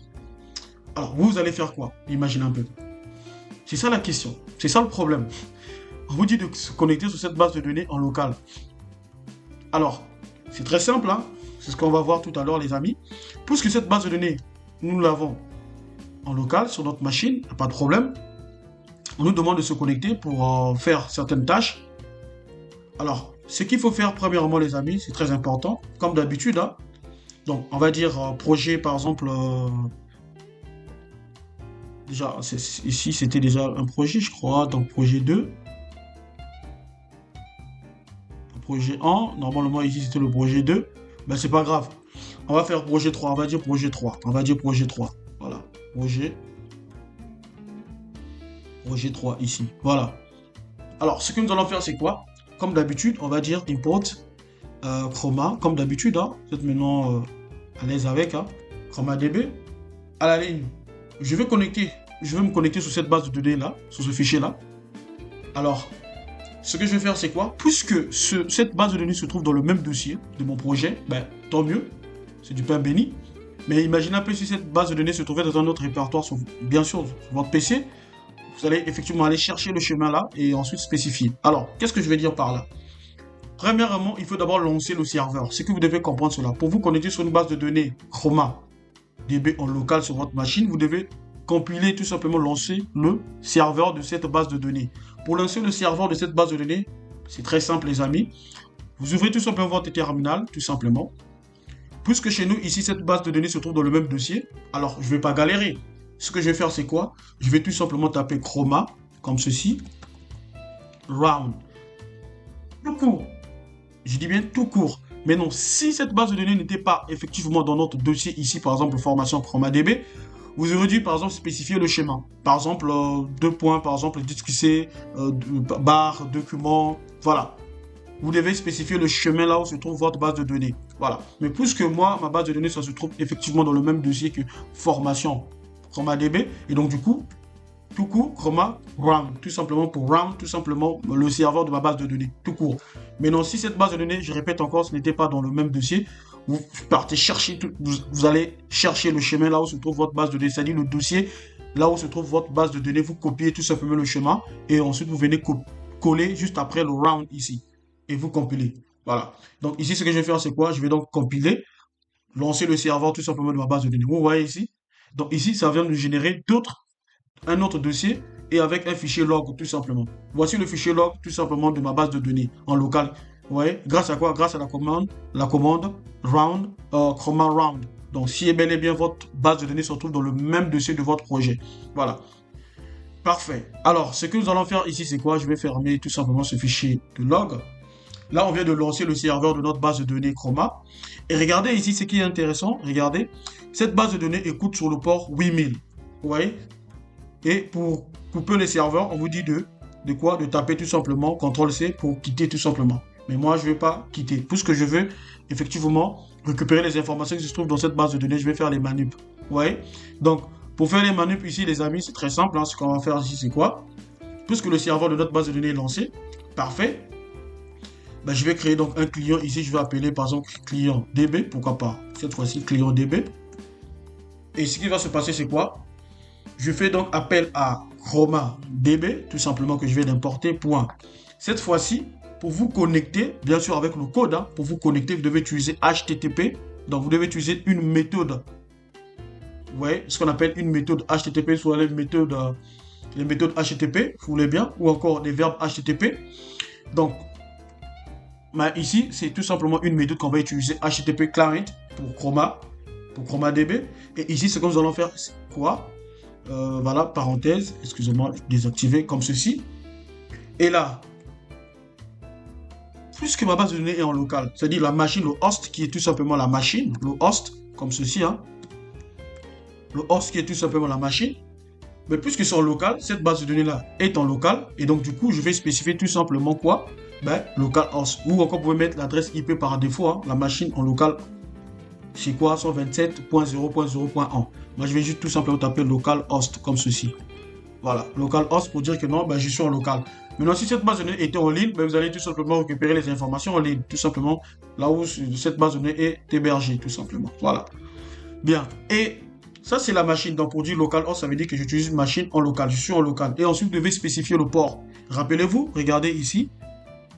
Le HTTP ici, vous avez localhost, ça veut dire je suis en local. Et ici, pour se connecter, vous devez utiliser le port 8000. Donc, ici, je vais utiliser un autre argument dans cette méthode ici, HTTP. Donc, je vais utiliser tout simplement port comme ceci. Hein. Donc, port. Et je vais mettre 8000 comme ceci. Voilà. 8000. Et là, je suis bel et bien connecté tout simplement à ma base de données Chroma, justement que vous voyez ici, qui se trouve dans le même dossier de mon projet ici, sur cette base de données là. Parfait. Vous voyez, je suis bel et bien connecté. Et à partir de là, maintenant, je peux commencer à faire mes manip. Tout ce qu'on a eu à faire ensemble avec vous dès le début, vous pouvez maintenant manipuler cela. Grâce à quoi? Ben, grâce à cet objet-là, client DB. Voilà, vous pouvez dire. Non, les amis, pour terminer, je vous ai préparé un projet final ici que je vais expliquer. Hein. Le livre de code est là, on va expliquer ce livre de code. Mais vous allez remarquer dans ce dossier ici, formation ChromaDB, on a un fichier CSV. Donc je peux même cliquer là-dessus. Ici, nous avons voilà, un fichier CSV avec des variables, c'est-à-dire des colonnes. Hein. On peut de vérifier hein, le nombre de lignes que nous avons ici des observations. Donc, on a au moins plus de 53 941 observations, si vous voulez bien les lignes. Hein. Parfait. Et regardez ce qui se passe ici. Nous avons le code. Hein. Bon, j'ai fait ça pour qu'on ne puisse pas effectivement perdre du temps. Hein. Et voilà. Et on va justement expliquer ce code-là.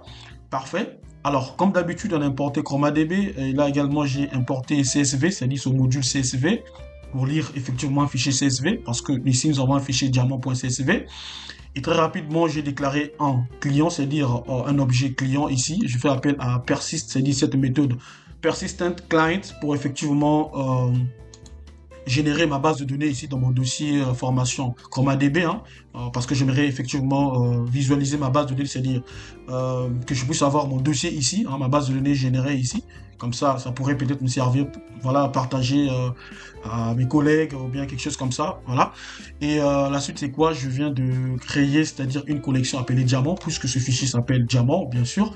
Et qu'est-ce qui se passe ici? J'utilise la méthode get or create collection pour sécuriser tout simplement ma collection qui n'est pas en fait des doublons ou encore en fait doublons des collections, tout simplement, que ce nom-là ne puisse pas être répété, voilà. Et voilà pourquoi j'ai utilisé get or create collection, bien sûr. Et là-dessus, j'ai créé donc une variable CSV file et renommée par diamant.csv que j'ai stocké tout simplement dans cette variable-là. Et ici, document.document, j'ai créé une variable document pour effectivement insérer mes documents. Et ID ici, au pluriel, pour insérer mes ID. Pourquoi? Parce que dans la méthode upset, voilà, j'aurais besoin de ces éléments-là. Donc, du document et de l'ID, les ID pour référencier en fait mes documents. Parfait. Et ici, donc, je vais donc utiliser la notion tout simplement des fichiers. Hein. Donc, en Python, donc j'utilise with open. Donc, ici, la fonction open prend tout simplement le nom du fichier, c'est-à-dire où se trouve ce fichier avec, bien sûr, hein, le fichier hein, et son extension, puisque ce fichier a été stocké dans cette variable CSV file path. Ici, voilà, je spécifie tout simplement mon fichier, c'est-à-dire le schéma. Et là, le mode de lecture tout simplement de ce fichier, donc je vais utiliser le mode read donc pour lire ce fichier. Et là, l'encodage ici, c'est tout simplement, j'ai utilisé les ISO 8859-1. Vous pouvez utiliser UTF-8, hein, il n'y a pas de problème. Et donc, je donne l'alias tout simplement de mon fichier là, file, voilà, pour que ce soit beaucoup plus court, et effectivement. Et là, je crée donc une variable dans le bloc tout simplement de mon fichier ici, de cette fonction-là, de ce fichier, donc CSV Reader pour lire effectivement.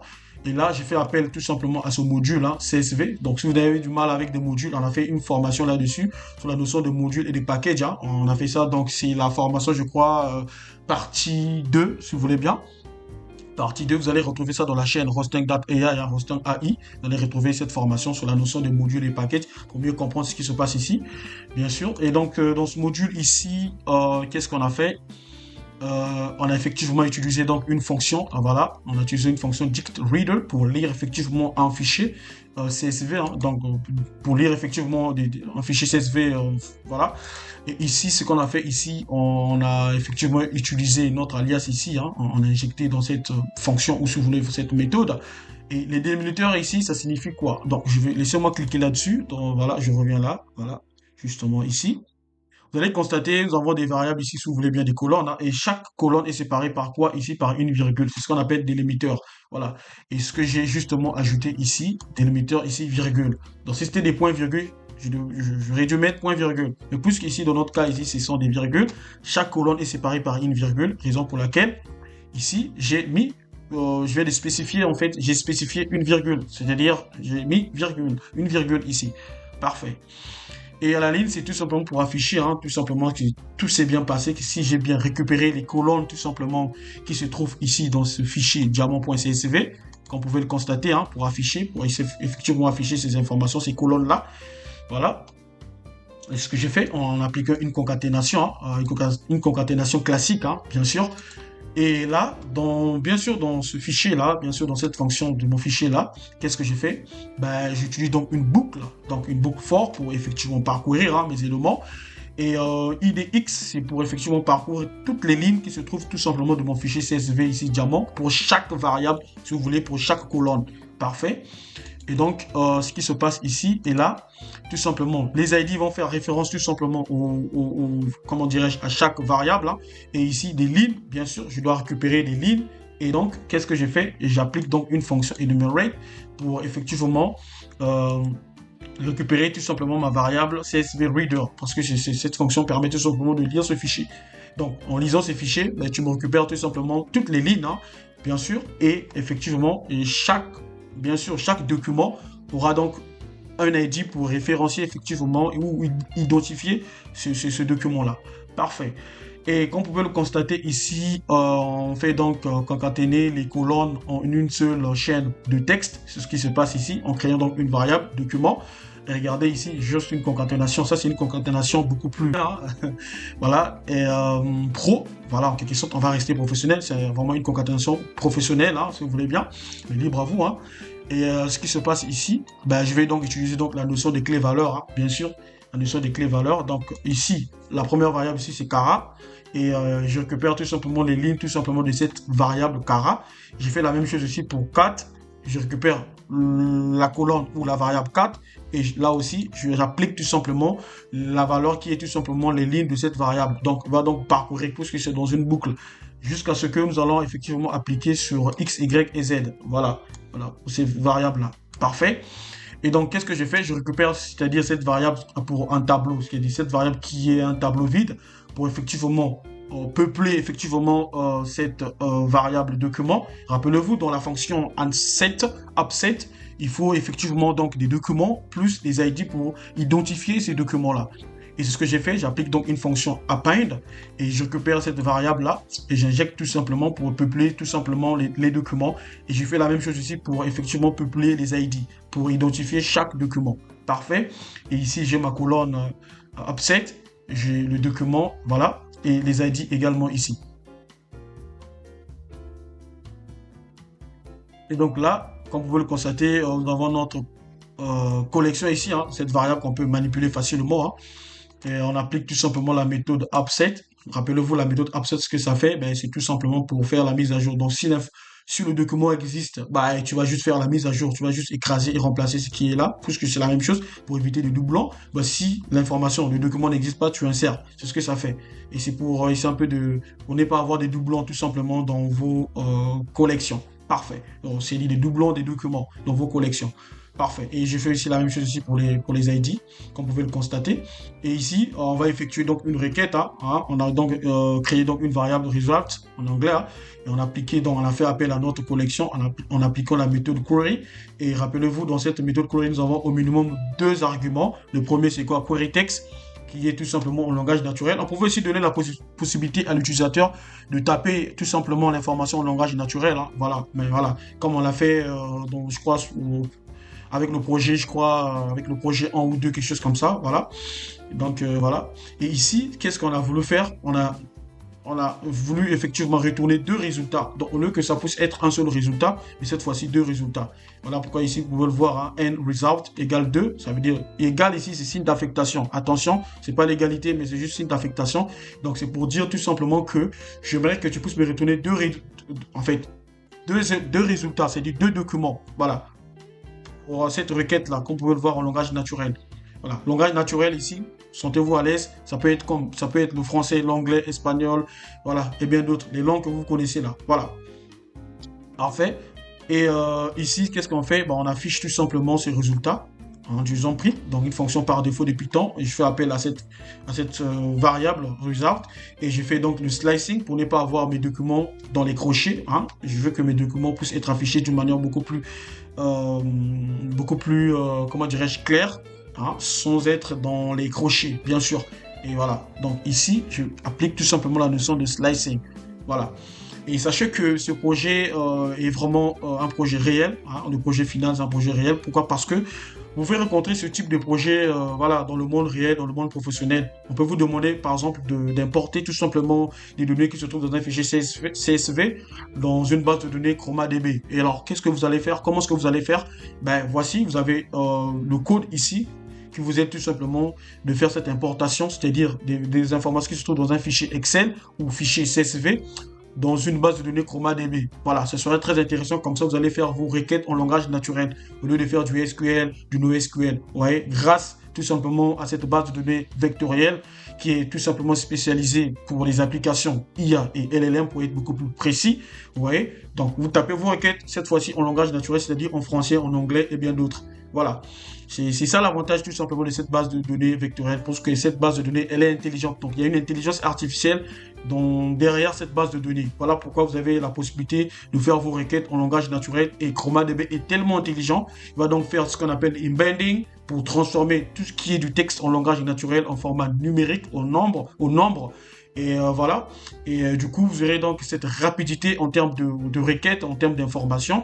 Et c'est ce que cette base de données vectorielle ChromaDB peut vous donner comme possibilité, hein, pour être beaucoup plus productif, que ce soit dans le monde professionnel et autres, pour effectivement développer vos applications, que ce soit vos applications perso ou encore les applications en entreprise. Et donc, les amis, je vous recommande effectivement d'utiliser cette base de données qui est très intéressante en ce qui concerne tout simplement l'intelligence artificielle. Sur tout ce qui est intelligence artificielle, des projets, des applications qui touchent l'intelligence artificielle. Voilà. Donc voilà, c'est ce qu'on va faire ici. On va donc compiler tout ceci pour effectivement toutes ces données-là pour être injectées dans la base de données ChromaDB. Fait, donc on va donc compiler, vous allez constater, hein. On va compiler. Voilà. Donc je demande à Python de compiler tout ce que... Voilà. Là, ici, vous pouvez le constater, vous avez CSV column. Effectivement, c'est ce que nous avons. C'est cette ligne que vous voyez, la print CSV columns. Et donc, du coup, il va donc lire mes variables, si vous voulez bien mes colonnes, hein, que nous avons récupérées pour que ça puisse être injecté dans cette collection diamant, hein, comme vous pouvez le constater. Donc, ce sont ces informations, voilà, que nous avons effectivement récupérées pour que ça puisse être injecté dans la collection diamant, dans notre base de données ChromaDB. Parfait. Alors, rappelez-vous, hein, nous avons plus de 5900... Attendez, on va vérifier tout ceci. On a au moins 53 941 observations. Voilà. Et donc, du coup, ça va prendre du temps si on reste là. Vous voyez, donc plus de 53 000 observations, comme vous pouvez le voir ici. Parfait. Si je reviens ici, ben, justement, il y a ce chargement qui se passe là. Et du coup, ça va effectivement prendre un peu de temps.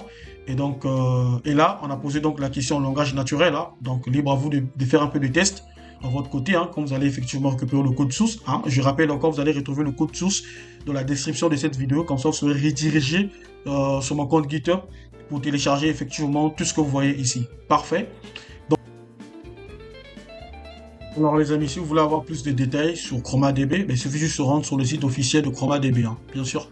Alors ici, nous avons le site officiel de ChromaDB, hein, comme vous pouvez le constater. Vous avez une définition tout simplement de ChromaDB ici, c'est en anglais, vous pouvez le voir. Hein. Vous pouvez interpréter la page en français, en anglais, comme vous voulez. Vous avez l'architecture tout simplement de cette base de données.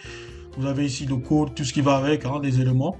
Et ensuite, Get Starting, regardez ici, pour un début, pour installer Chroma ici, voilà. Et c'est en mode Python, vous avez la possibilité pour l'utiliser en Python et aussi en JavaScript. Donc, voici le code en JavaScript. Hein. Si vous faites du JavaScript, c'est très bien. Si vous faites aussi du Python, ben voici comment est-ce que vous pouvez utiliser ChromaDB avec ce code, hein, ligne de code, toutes ces informations qu'on peut voir, qu'on pouvait le constater ici. Hein, voilà. Et ensuite, voilà, vous avez aussi un guide, justement un guide ici, Chroma. Voilà. Comment installer, comment effectivement générer le fichier de la base de données hein, ou encore le dossier de la base de données. Vous avez aussi ces fonctions-là. Hein, vous pouvez effectivement, comment dirais-je, initialiser une base de données, hein, réinitialiser en fait une base de données hein, en utilisant la fonction ou la méthode si vous voulez bien reset. Et vous avez tout ceci, hein, tous ces éléments, vous vous rappelez de ceci pour effectivement vous connecter à la base de données en local ChromaDB hein, sur votre machine. Vous avez ici cette méthode de synchronisation avec le client là, bien sûr. Donc tout est ici, hein. Toutes les informations sont là, nécessaires si vous voulez aller loin, loin, loin avec ChromaDB. Hein. Vous voyez, il suffit juste de se rendre sur le site officiel là. Voilà, ici on vous explique ce qui se passe mathématiquement. Hein. Voilà, et sur certaines fonctions, bien sûr. Hein. Voilà, on vous explique en tout cas. Et voilà, comment effectivement ajouter une collection. Hein. Regardez avec la fonction add. Voilà. Je vous ai dit que non, bah, il ne faut plus trop utiliser cette fonction-là parce que vous risquez d'avoir des doublons. Voilà. Voilà, tout simplement. Et voilà, vous avez la méthode query, hein, voilà, pour effectuer une requête hein, en langage naturel si vous voulez bien. Regardez ici un exemple d'embedding, comme je vous disais, hein, si vous voulez par exemple personnaliser en fait vos mots hein, en nombre, si vous voulez bien, en format numérique. Hein. Regardez, vous avez donc un argument, query embeddings, voilà, et vous spécifiez cela tout simplement. Voilà. Vous avez plein de choses ici, hein. Voilà, des fonctions. Vous pouvez faire aussi des comparaisons, vous pouvez utiliser ceci comme sur MongoDB. Hein. Vous voyez cette syntaxe-là, comme sur MongoDB, c'est pratiquement la même chose. Hein. Voilà, pour faire des comparaisons, quoi. Voilà. Et vous avez tout ceci, hein. C'est vraiment riche. Hein. Donc, vous allez retrouver ça sur la partie menu guide. Hein. Vous avez toutes les fonctions hein, nécessaires pour effectivement aller plus loin avec ChromaDB. Parfait. Donc, voilà, on vous explique comment ça se passe. Ça, c'est le bending. Hein. Avec les bendings en Python, derrière, il y a OpenAI, vous pouvez utiliser, il y a Google Generative AI, il y a aussi GoHere, il y a Hugging Face, il y a Instructor, voilà, sur tout ce qui est embedding. Embedding, je vous ai déjà expliqué, hein, vous pouvez même traduire la phrase là, comme c'est tout simplement de transformer tout ce qui est du texte en format numérique, donc les valeurs, les mots, les phrases là en format numérique. Et voilà, il y a une intelligence, comme je vous disais, intelligence artificielle qui se cache derrière. Voilà. Voilà. Donc, il y a OpenAI aussi en Python qui est utilisé. Hein. Il y a Google Generative AI qui est utilisé. Donc, il y a en Java aussi, c'est la même chose. Mais par contre, ici, avec Hugging Face, bah, ça ne marche pas avec JavaScript. Hein. Et avec Instructor aussi, ça ne marche pas avec JavaScript. Par contre, avec Python, bah, tout est OK, quoi. Coché vert, vert, vert. Voilà pourquoi Python, c'est un langage de programmation vraiment spécialisé, très puissant côté IA, côté tout ce que vous voulez là. Cette technologie d'intelligence artificielle. Voilà. Très bien. Et vous avez d'autres éléments ici. Hein. Voilà. Vous pouvez puiser ces informations. Voilà. Très important. Voilà. Donc ici des multimodales. Hein. Multimodales. Vous pouvez aussi stocker des images, hein, même avec ChromaDB. Hein. Vous pouvez stocker des images, tout ce que vous voulez, hein, des URL et bien d'autres. Voilà, ça sur le site officiel de ChromaDB si vous voulez vraiment aller loin avec ChromaDB. Je vous invite tout simplement sur le site officiel. De toutes les façons, je mettrai le lien du site officiel dans la description de cette vidéo. Voilà. Donc voilà un peu les amis ce que je voulais effectivement partager avec vous sur cette formation ChromaDB. Et donc les amis, je vous invite de vous abonner, hein, d'activer la cloche de notification, de partager cette formation s'il vous plaît. Et voilà, de laisser un pouce bleu bien sûr. Et voilà, donc si on revient tout simplement sur notre VS Code, vous allez constater, eh ben, il y a toujours ce chargement tellement qu'il y a des données hein, tout simplement dans notre fichier .csv et que c'est pas maintenant que le chargement va effectivement prendre fin. Donc sur ce, je crois que je vais vous laisser tout simplement. Et voilà, le code source, bien sûr, vous allez retrouver ça encore une fois de plus dans la description de cette vidéo. Et très bien. Et restez connectés sur la chaîne Rostec.ai pour ne pas rater nos prochaines vidéos.